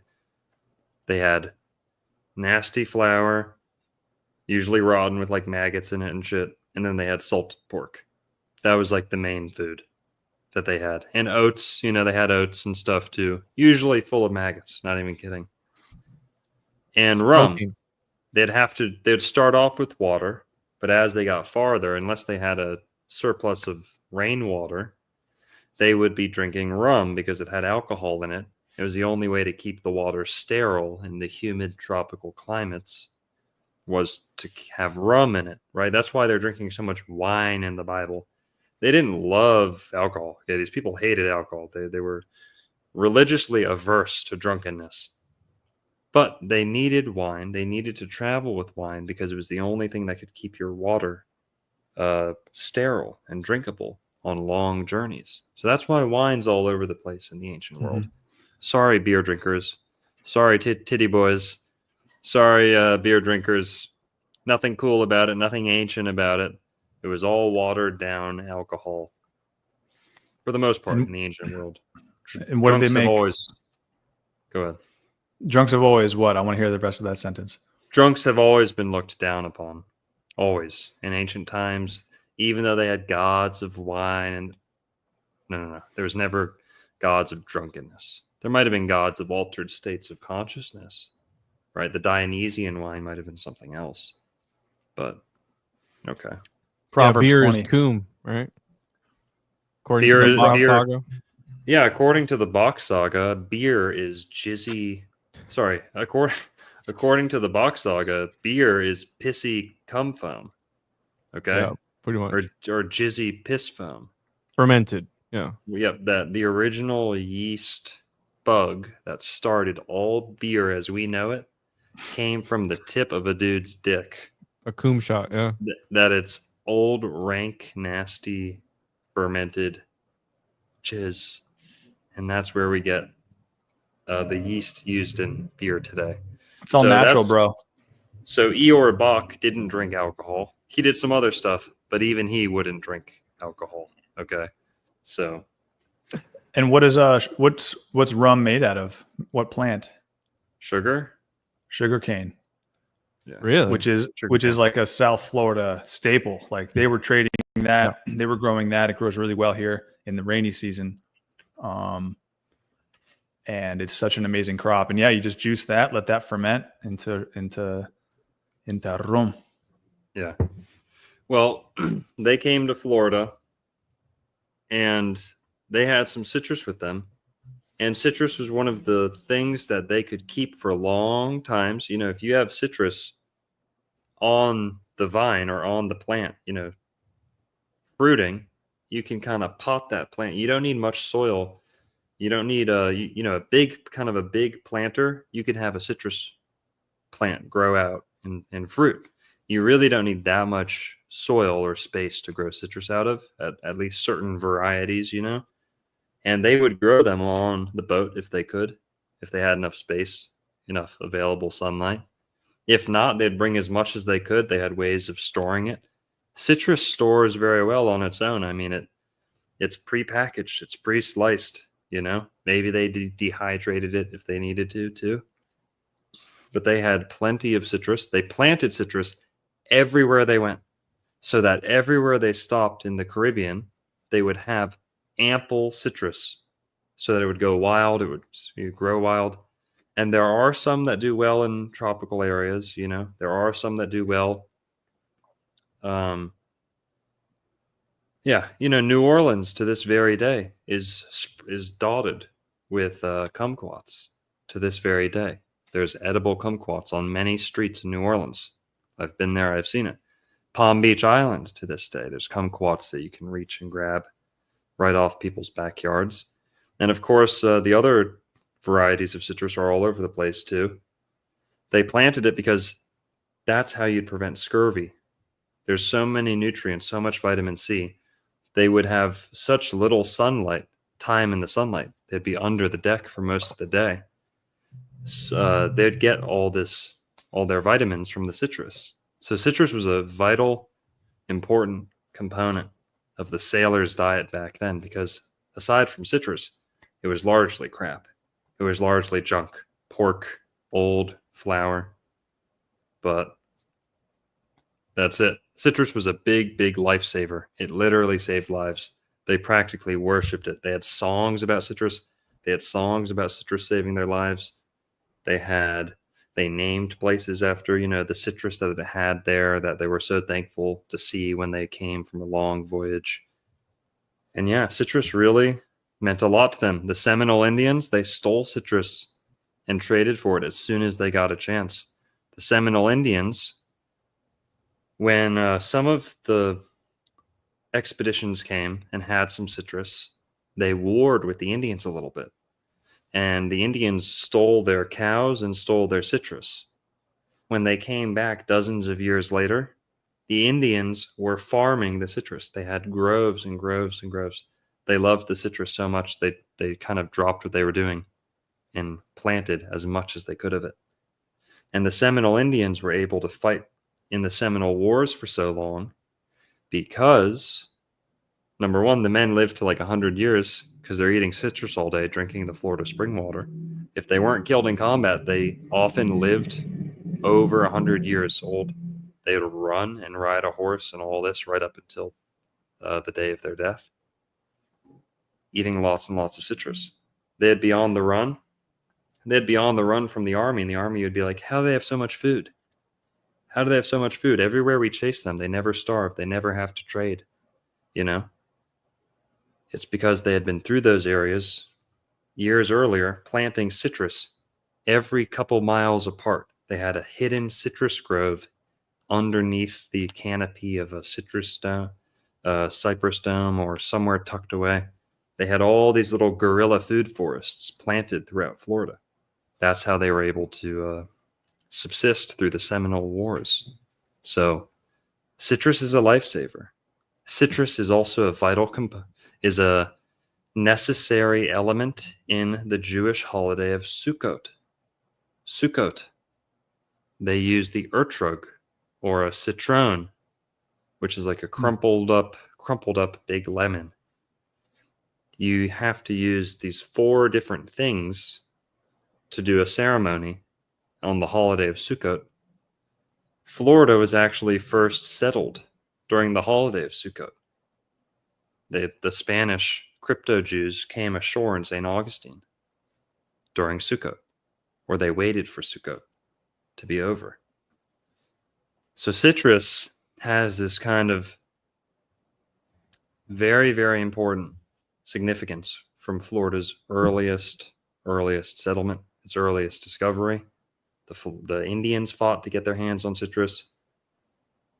And yeah, lots of psyops with citrus. You had the whole canker scare and all that stuff. But I always bring this up. John McPhee's 1966 book called Oranges. It's a great history of Florida and the orange industry and the Indian River, and just stories of orange trees everywhere. And it is not too hard to propagate. Like you're saying, they wisely put orange trees everywhere. In just a couple of years, you can have fruit if you graft. And fruit, especially the citrus, you can do that a lot. You can expedite the growth rate of a tree and make it fruit sooner by grafting it. So, and you can also use different rootstocks. Like a lemon rootstock might take really good, but then you graft your navels on there because they taste better.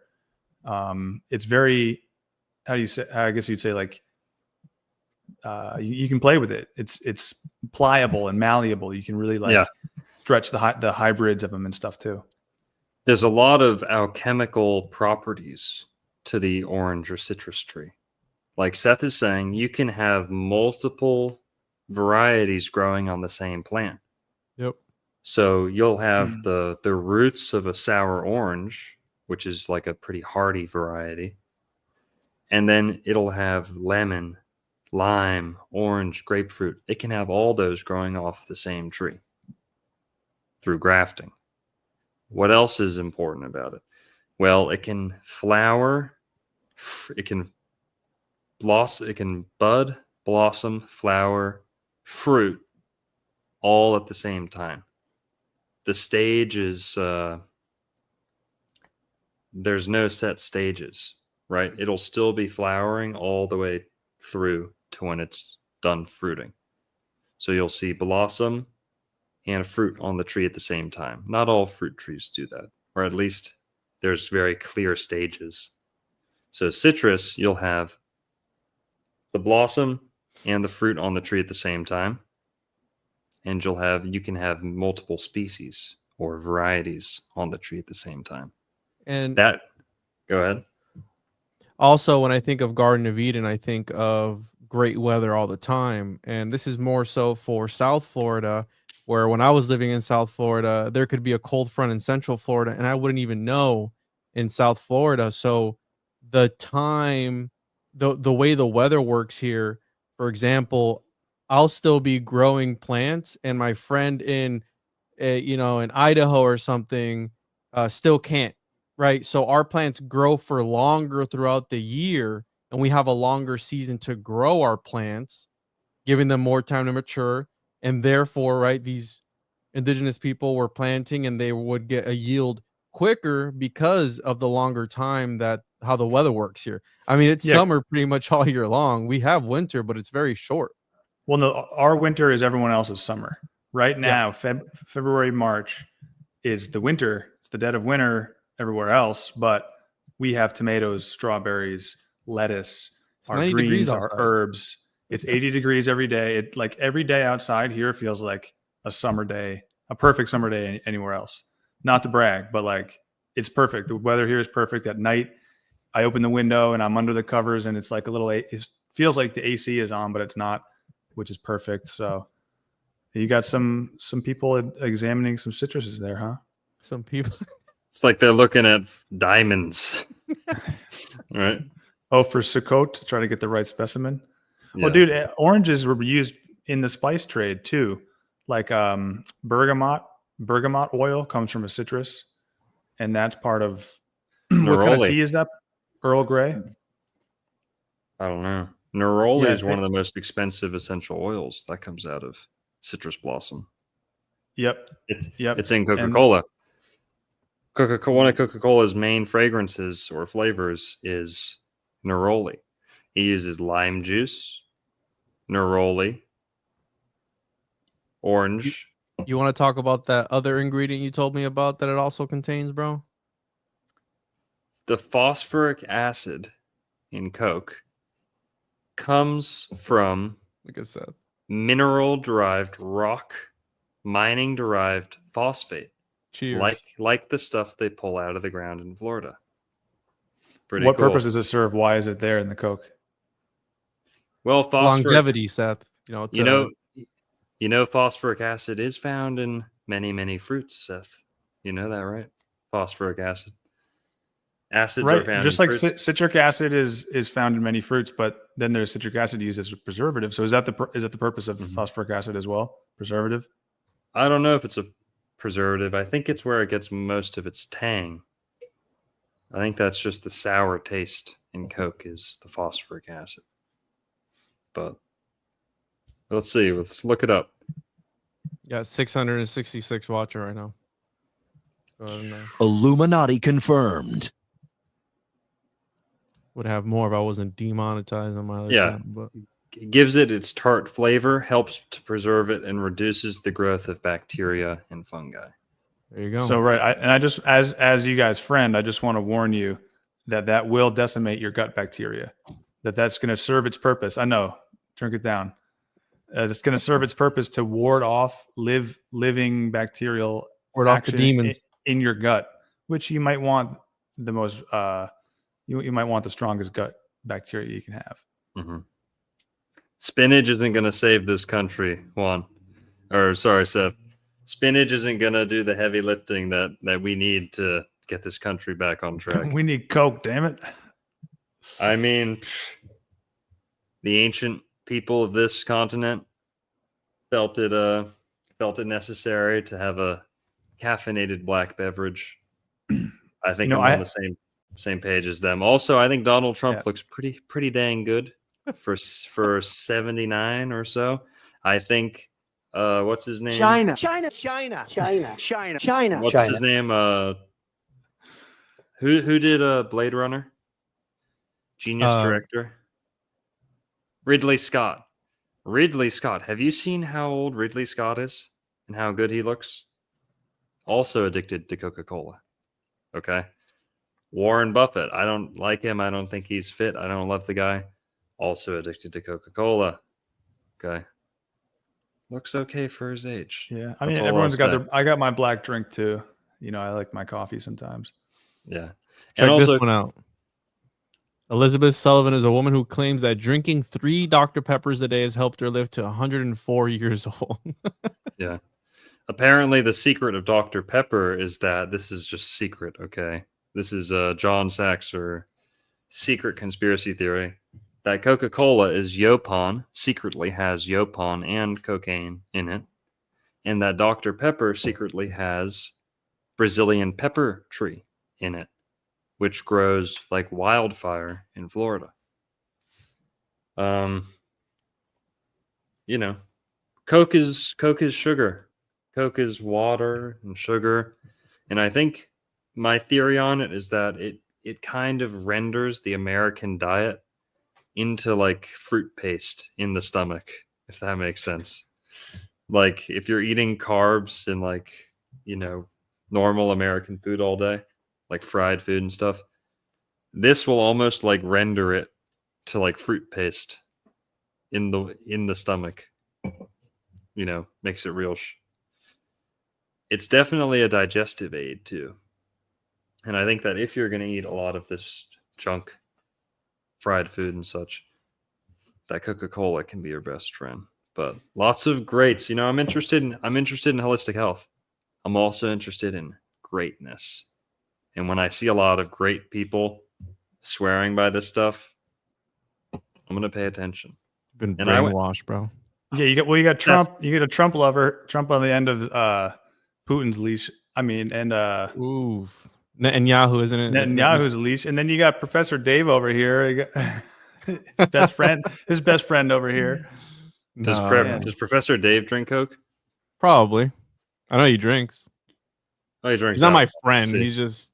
Listen, everyone's got their poison, and I think Coca-Cola is a better alternative than alcohol. If alcohol, if you had to pick, if I had to pick, and listen, I did 4 years without it. I did 4 years with no soda. 4 or 5 years, no soda at all. Not even a Sprite. A glass Coke, maybe a couple times a year at most. Okay. No soda for a long, long time. I went back to it. I don't have any complaints. Well, dude, you're still in your 20s. You'll be fine for a while. Longo can do whatever he wants. That's right. Yeah. Bottled in Florida. Okay. Much of it. Bottled spring water. Non-GMO. 7 different essential oils in this secret guarded formula. What? Yeah, look it up. Guys, hang on. What is Florida flavor? What is Coca-Cola flavored with? What is it flavored with, guys? What are the natural flavors? Human yeast. Beaver gland, and it's beaver gland. Anal gland. It's an anal gland. So it's a caramel color in there. Natural flavors. Hold on, I got it. Their caramel color in Coke comes from actual caramel, I believe. Okay. Hold on. The natural flavors in Coca-Cola are a closely guarded secret, but generally include a blend of essential oils from plants like citrus fruits, lemon, orange, spices, cinnamon, nutmeg, vanilla, and possibly other herbs, all contributing to its distinct cola taste. However, the exact combination is not publicly disclosed by the company. Yeah. And do you know what I said when I stopped drinking Coke for about 4 years? It was roughly the same time that I started using a ton of essential oils. You know what jumped out to me right away? I got a good sense of smell. Really good sense of smell. Okay, if you can't tell. Okay. Hold on, look at the Really good sense of honker smell. on that guy. Hmm. Now, when I started using lavender essential oil, I said, that's Coca-Cola. Lavender essential oil is the primary fragrance of Coca-Cola. And then if you taste it, I've experimented with like lemon. I love making my own lemonade. I love, squeezing my own citrus. This isn't the only thing I drink, okay? But the main flavor is lemon. It seems to be lime juice or lemon juice or essential oil of citrus. Then I smelt neroli. You can detect a little bit of neroli in there too. Neroli is one of the essential oils used in Coke. Non-GMO people. What have you got to lose? Come on. Shouldn't you promote your like Non-GMO. moringa?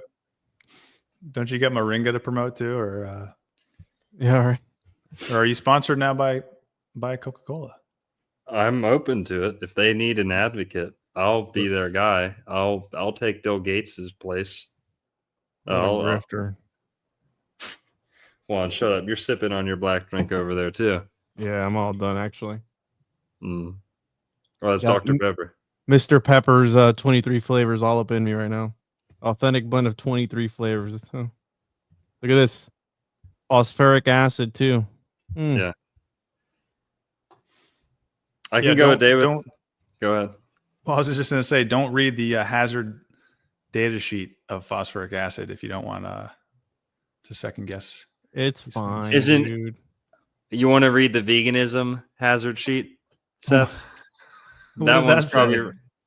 anyone can bring up a whole list of problems they have with something, and I'm going to disagree with that too.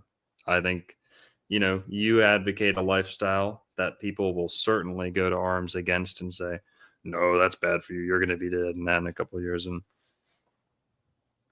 I don't think Coca-Cola sends people to an early grave anywhere close like, flesh does. I think eating flesh is certainly a quick path to an early grave. There are exceptions, don't get me wrong. But when I see all the people who live very long and many, many billionaires, many, many high IQ people who stay up long times, sleep very little, and they're all pointing to Coke and saying Coca-Cola is good. And that's not why I drink it. I like it. Let's be real. It tastes really good. It's fresh. It's not like Mountain Dew. You can't compare it to Mountain Dew or Sprite, which is all syrupy and ugh.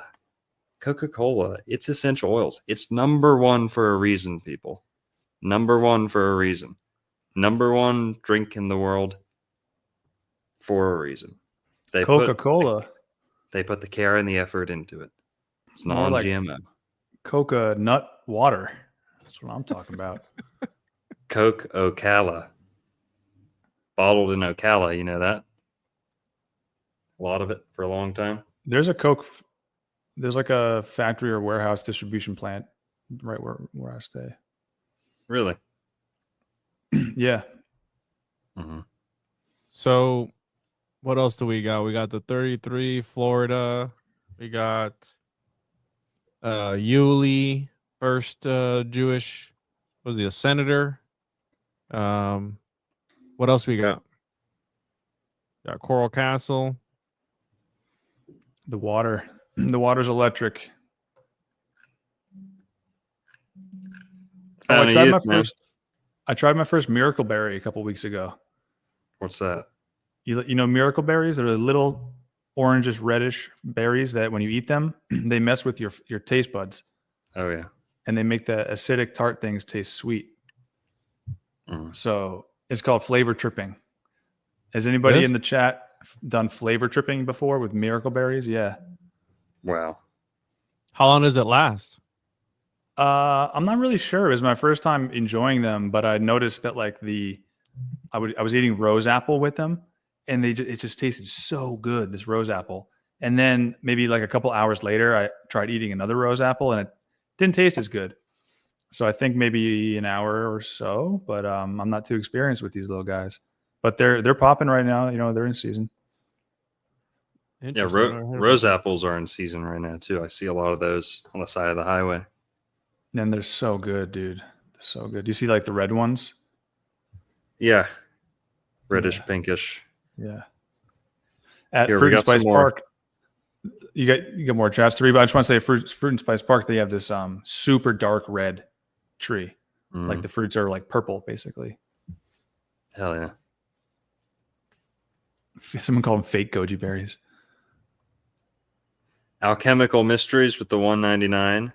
Denver, Birmingham, Nashville, all built on bedrock. Just not Another sea one. level.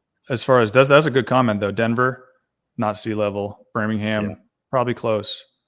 Nashville, probably not. Mm-hmm. One thing they do have in common is that they're all shitholes. So nobody wants to live. For real. So yeah, but sea level, like I was in Mexico one time and I was swimming. I did the scuba. I was on a cruise and I did like a scuba thing and Yeah, you the scuba guy, all the way here. We're real proud of you. shut your ass up. The That's how we scuba got here, guy guys. was a Mexican dude, and he said that he was barely sick, and when he was sick, he would go into the ocean, swim around in the ocean, help them get rid of things quick, right? The salt in the oceans, and then the rock that Florida is built on, we know filters that water as well, and it picks up all those minerals and the fertilizer and all that stuff too, right? So there is something to be said about that. The Everglades is a giant filter. Yeah, it is. Also, most of Florida's agriculture comes out of that little patch beneath Lake Okeechobee.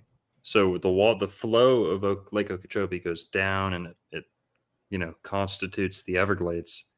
Well, right in between the southern portion, right underneath Lake Okeechobee, is some of America's densest farmland. I mean, it's piled in like, neck and neck. Mhm. It's shoulder to shoulder, super, super squeezed in, very dense. They do sugar, they do tomatoes, they do corn, I'm sure. They do tons and tons of stuff.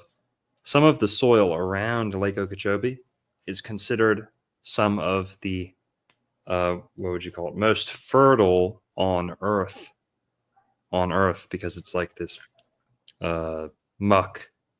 Mhm. It's like pond muck on the banks of Lake Okeechobee that's super, super fertile. And we have cities like Pahokee and Pahokee, Belglade, with mottos or city slogans like "Her soil is her fortune" or something like that, about how fertile the soil is around there.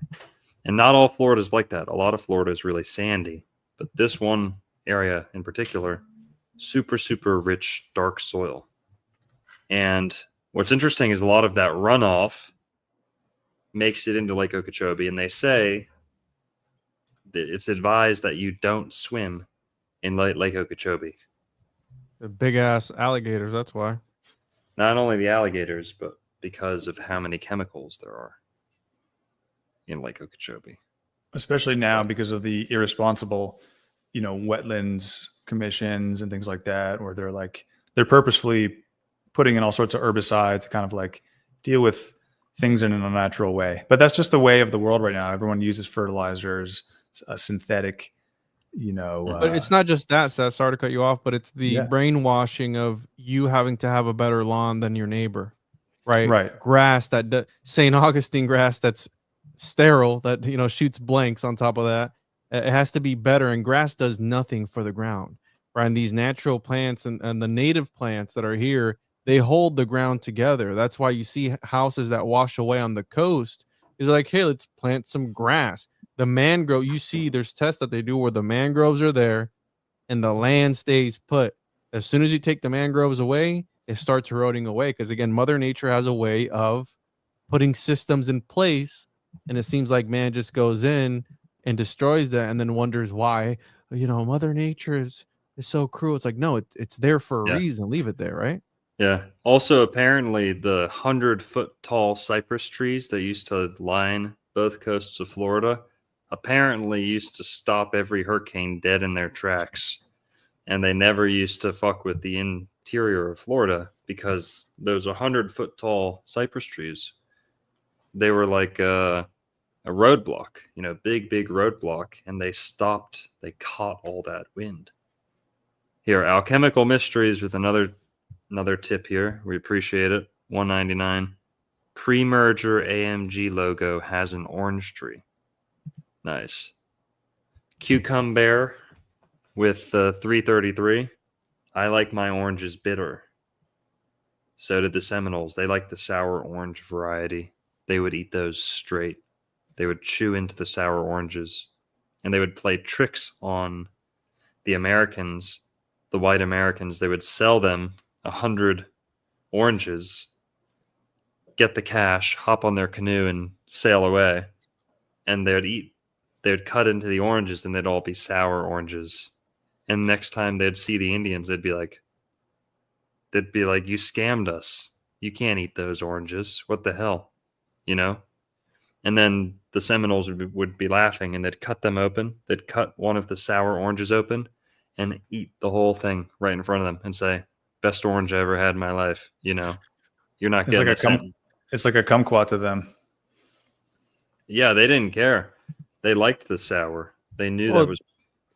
Their taste buds weren't cooked with all the Coke that they were drinking. That's why it tasted good to them, bro.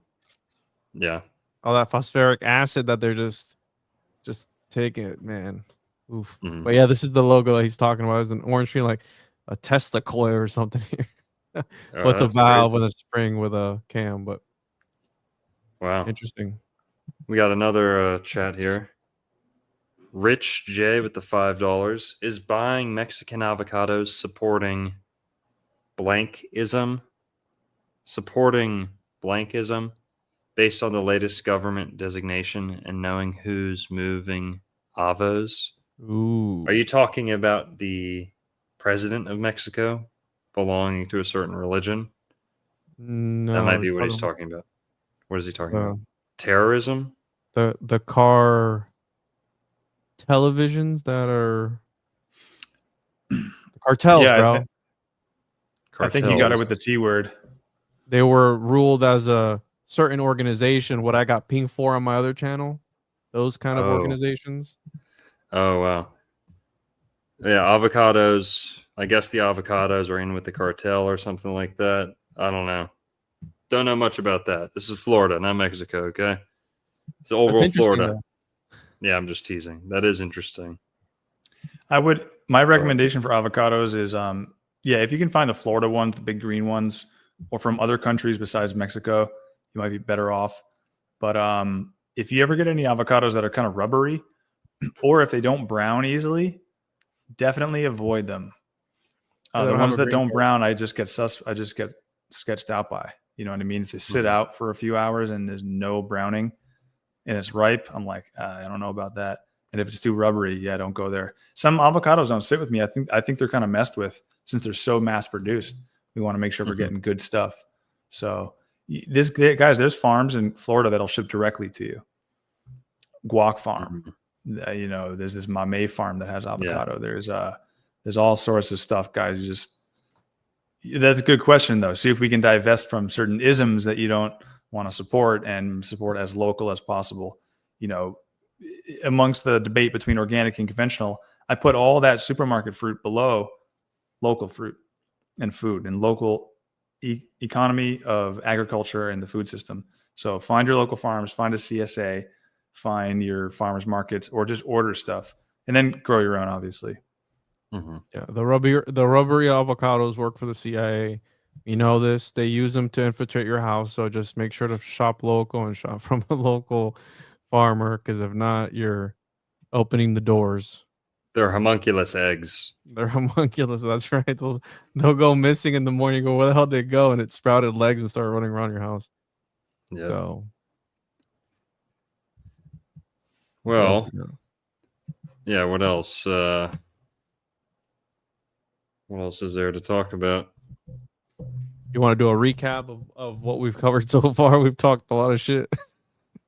Talked about March 3rd, 3-3. We didn't talk about the Shriners at all. We can talk about that. Talk about how Andrew Jackson was also a Freemason. famously a Freemason, one of our most famous Freemason presidents.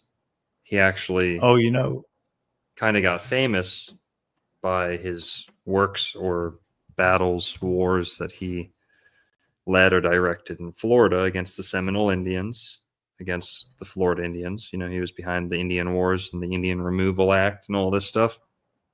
But Jackson was a Freemason. We have Jacksonville, Florida, named in his honor. You got Jackson Square. You got Jackson Square in New Orleans, and a square is Masonic. So I wonder if, there's architecturally a circling of that square somehow or something like that, or a compass or whatever. But yeah, that's right. That is the heart of the French Quarter of New Orleans. So it's like the number one tourist spot. Geographically, it's the heartbeat in the center of the city. So he left his mark for sure. Oh, yeah. And also, the Huguenot Memorial is over there, I think near Jacksonville. There's a big oak tree in Jacksonville that we had a meetup at when we did our Jacksonville meetup. And Jacksonville's not quite at 31 degrees. It's at 30.3. But North Florida is on the same latitude as Jerusalem, by the way. We were talking about New Jerusalem earlier. Why did certain people move to Florida during the Age of Discovery? Well, it's on the same latitude as the Holy Land in the Middle East. That's one good reason. It's a gnarly looking tree, bro. Wow. The tree is crazy. Treaty oak. The majestic treaty oak. Thing's pretty crazy. Been there, pretty big. He's been there a long ass time too. Wonder who's buried under there. Yeah. There's some beautiful oaks in New Orleans. Yes, there are. I've seen those ones too. Found the biggest one. Never been to New Orleans, and I don't think I ever will go there. Hear people piss in the streets and stuff like that. Is that? Yeah, what's the capital where they do Mardi Gras? Yeah, wasn't that today? Mardi Gras? Or the last couple days? Today's Lundi Gras, Fat Monday. So tomorrow Ooh. is officially Fat Tuesday. Ooh, Mardi. So Mardi means Tuesday. Yeah, it means Fat Tuesday. It's the Tuesday before Ash Wednesday where you're supposed to party and Wow. fatten up. That's why it's called Fat Tuesday, because you're allowed to just, go all out for festival season before the 40 days of Lent, which lead up to Easter and the springtime and the renewal, right? And the rebirth. And Easter is an interesting holiday coming up. You've talked about it before. It's after the first Sunday, after the first full moon of the spring equinox. So it's very astrological. It all has to do with the alignment of these planets offering like the most fertile energy, fertility and reproduction, springtime, regeneration, full moon, right? Spring equinox, full moon, and a Sunday. So the sun, the solar energy. And so, yeah, we're about to enter this 40-day Lent period, which I think that's a Catholic thing, and I don't care too much for Catholic ritual. But if you like New Orleans ritual, yeah, you're partying your ass off today and tomorrow, and you have been for the last couple months because it's been carnival season since 12th night after Christmas. So, yeah, this is like peak. This is called Deep Gras, where you're in the thick of it and you're a musician, you have not slept, and you're playing 6 gigs a day. You're totally hustling, and you're probably going to have a gig on Ash Wednesday too, even though you just want to go to sleep. So yeah, Tuesday, yeah, and big Tuesday energy. That's the Mars. That's Mars Day. That's when we're going to do the most damage to our bodies, drinking the most alcohol, eating the most fatty foods, all the fried foods. It's a fattening up right now before Lent. Nice. Very Masonic of them with that whole carnival attire that they were wearing, right? We were talking about the Freemasonic. You guys know about this? The Freemasonic influence of Mardi Gras? About how, well, dude, I'll tell you firsthand my experience with that, and then I want to hear what you have to say. But when I was playing saxophone in these orchestras, these like jazz orchestras. One in particular, we played all these old Mardi Gras balls. So these are the private balls that the public's not invited to. You have to be part of the crew, KREWE. So there's all these crews in the city, and the oldest, whitest, most racist, like selective and mysterious crews, I would play in their balls, play the music, and watch their rituals that they do. And it's crazy. There's always a king and a queen, and there's always, a lot of times there's pillars and different props, but they wear these masks. It's like super eyes wide shut, with these like weird dances. And then the debutantes, they always have their daughters. They always have their high school aged daughters, like the old men in the crews. They do their thing with the masks, but then they present their daughters to the king and the queen. And it's this weird debutante ritual. And they do these circles and they do these dances, and it's super strange. And all the men are wearing masks and all the women are wearing like dresses and stuff. And then they just dance. But yeah, it just seems very occult, very eyes wide shut, kind of Freemasonic, because it's secretive, and there's probably rank to it. But what did you have to say about that, about the Mardi Gras? That Mardi Gras quite literally openly takes elements of Freemasonry. And I don't know much about Mardi Gras. I only know this, that it incorporates certain parts of Freemasonry. There's a book, Secret Origins of the Mystic Cruise, that explores how Freemasonry influenced the American Mardi Gras festival. And there's a lot to this. Like I said, I don't know anything about Mardi Gras, but I know that there was Freemasonic influence in, I guess, when they do it, where they do it, the procession that they use. Yeah, and it's very isn't New Orleans known for like a lot of voodoo and stuff like that? So there's that connection to it. And I did a video one time on the Freemasonic influence on voodoo, and I got a lot of hate for it, right? Because the people were like, no, this was already here. But there are literally Freemasonic lodges in Haiti, and obviously, with the slave trade and everything.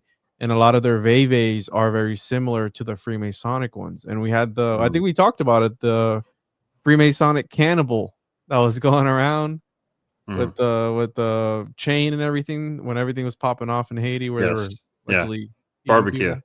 Yeah, barbecue. Here, also, this kind of gets us on to the fleur de lis a little bit. The French in New Orleans, some of the early French in Florida. I brought it up earlier that Juan Ponce de Leon was actually part of a secret society, part of a military order that has some elements of a secret society, like a Templar adjacent society, not unlike the Knights of Malta, right? Well, this was called the Knights of Calatrava. Can you look this up, Juan? The Knights, or the Order of Calatrava. So the Order of Calatrava, Juan Ponce de Leon's father was a member of the Knights of Calatrava.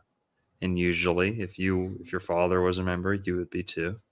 Especially if you were a nobleman and a military-aged man, who fought in the military, like Juan Ponce de Leon did. Now, what do we notice about their symbol, Juan? It's a penis. It's a Greek cross formed from 4 fleur de lis.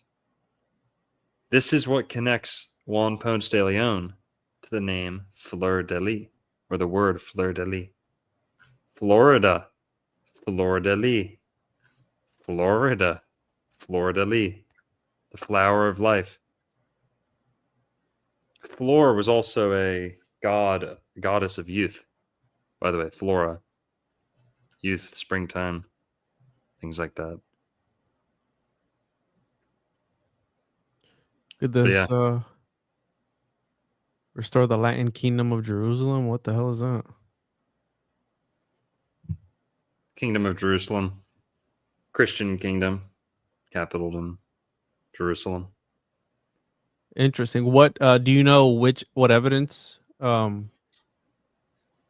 that his dad was part of this? Like, is there like a book or something? I'll look it up. Just search it. I spelled this shit Ponce wrong. Ponce de Leon's father.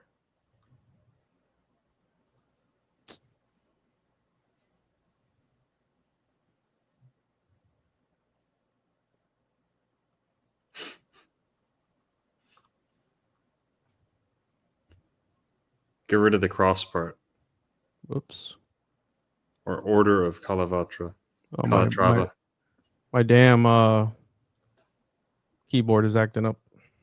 The deep state's trying to hack it right now. According to Sargo, the father's unknown. Well, look at who they think it is. And he was a member of the order.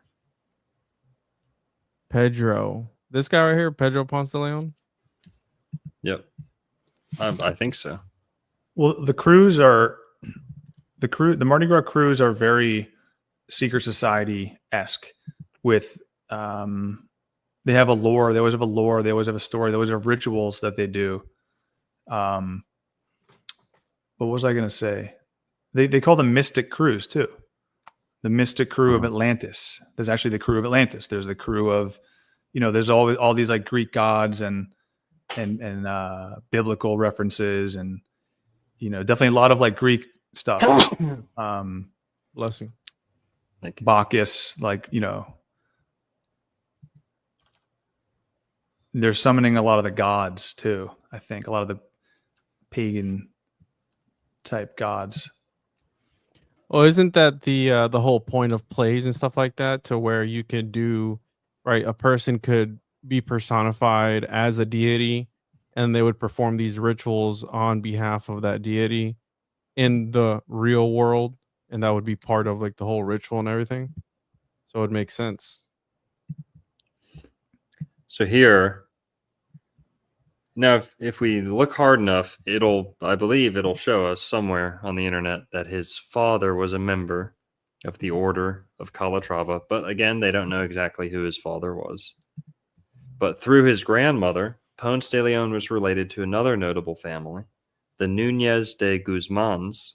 A contemporary chronicler, Gonzalo Fernandez de Oviedo y Valdés, says that as a young man, he served as a page and then a squire to Pedro Núñez de Guzman, knight commander of the Order of Calatrava. Yeah.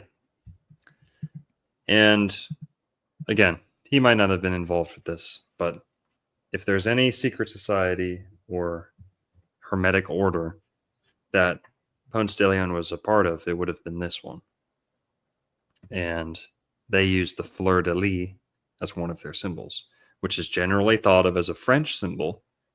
The Spanish were fighting the French most of the time they were in Florida. So who knows? This might be the explanation of the fourth meaning of Florida. The name Florida might have a connection to fleur-de-lis. So, wait, dude, and I don't want to leave the Mardi Gras conversation without talking about the crossover with Indians. Do you guys know about Mardi Gras Indians? Juan, just Google that. Mardi Gras Indians. Oh yeah, the black people who dress up like Indians. This is the black culture there in New Orleans, and a lot of the brass band musicians are also Mardi Gras Indians. Just go to images and just look at these suits they make. Is there nudity? No, they hand sew these suits every year, and they make a new one every year. And it's so cool, man. They don't even really like talk much about it. It's so on the down low, because I've been in bands with these guys, and then they talk, and then they're like out there with this massive suit on that when you wear all day, you lose pounds of sweat because it's so heavy and it's so hot in there, and you're doing your dance. But they say it's an homage to the American Indians who helped create refuge from slavery, and then they learned a lot of the Indian culture and then came back to the city and like adopted it. But if you know about the Indian history and Moors and just the Native American culture as it is, a lot of the black melanated people today come from that line. And so this is, to me, one of the most amazing living cultural remnants of like Indian culture, even though it is bastardized. I think a lot of Native Americans would say that this is like a different form, that this is Americanized, or I didn't mean to say bastardized, because wazzery. yeah, that it's like cultural appropriation in some way. But to me, it's a very authentic, true expression of Native Americans, true Native Americans. These guys, these black Mardi Gras Indians were born in New Orleans, and their parents were, and their parents were, and their parents were, and their parents were. So even if they came from Africa at some point, they're still Native Americans because they've been here for so long. And this culture is just so cool, man. They hand sew these suits with beads and feathers every year, make a new one every single year, and they play music. It's super dope. I got to mix a few songs with these guys, be on songs with them. So I love the New Orleans Mardi Gras Indian culture, just because of its overlap with brass band music, and just the black, like, creative urban life that's there. There's nothing like it anywhere else in the world, especially America. I mean, this is such a unique thing. And they only come out twice a year, once on Mardi Gras Day and once on St. Joseph's night. And then, you can hire them to come out and do gigs and play at your dog's wedding or whatever. But like, they really only come out twice a year. Sure, yeah. That makes me think of a book that everyone should go get a copy of. La Florida del Inca, written by Garcilaso de la Vega, who was a Inca nobleman, part Spanish, part Inca. He wrote about the DeSoto expedition going through Florida in 1539, as early as 1539. At that time, nobody was set up in Florida. There was no settlements. There'd only been a couple attempts to go settle it. And hundreds of people, something like 700, 900 people were on this expedition. They get lost in Florida. They make it all the way around the Gulf of Mexico. They go to New Orleans, pretty much at the mouth of the Mississippi River. What do they find there? Almost 500 years ago, they find black men. Tall, giant black dudes. Black Indians, dressed up like Indians. Native Americans, they say they were black, they were darker than Africans. Okay? Yeah, this book talks about giants. It talks about a lot of things. It talks about corn being a superfood, the original Native American corn being a superfood. Made the horses go twice as far on half the food. And it talks about, what else? Astrology. Talks about the Indians using astrology and different types of magic. And lots of cool stuff. But it talks about the blackest people that they came across were right there at the mouth of the Mississippi River, where New Orleans is, pretty much. And that's still where the blackest people in America are to this very day. It's true. Yep. Dude, some of these young black kids come up and play like a festival. They played a festival up in Massachusetts, and they look around. They're like, "Where are the black people?" It's like it's a culture shock. Like when you go to New Orleans, like for me, when I joined some of the brass bands, like I was the only white guy around a lot of the time, and they're very, very dark skinned. Yeah, it's like other places just not like that. Yeah, I love New Orleans, man. Shout out. Happy Mardi Gras, everybody.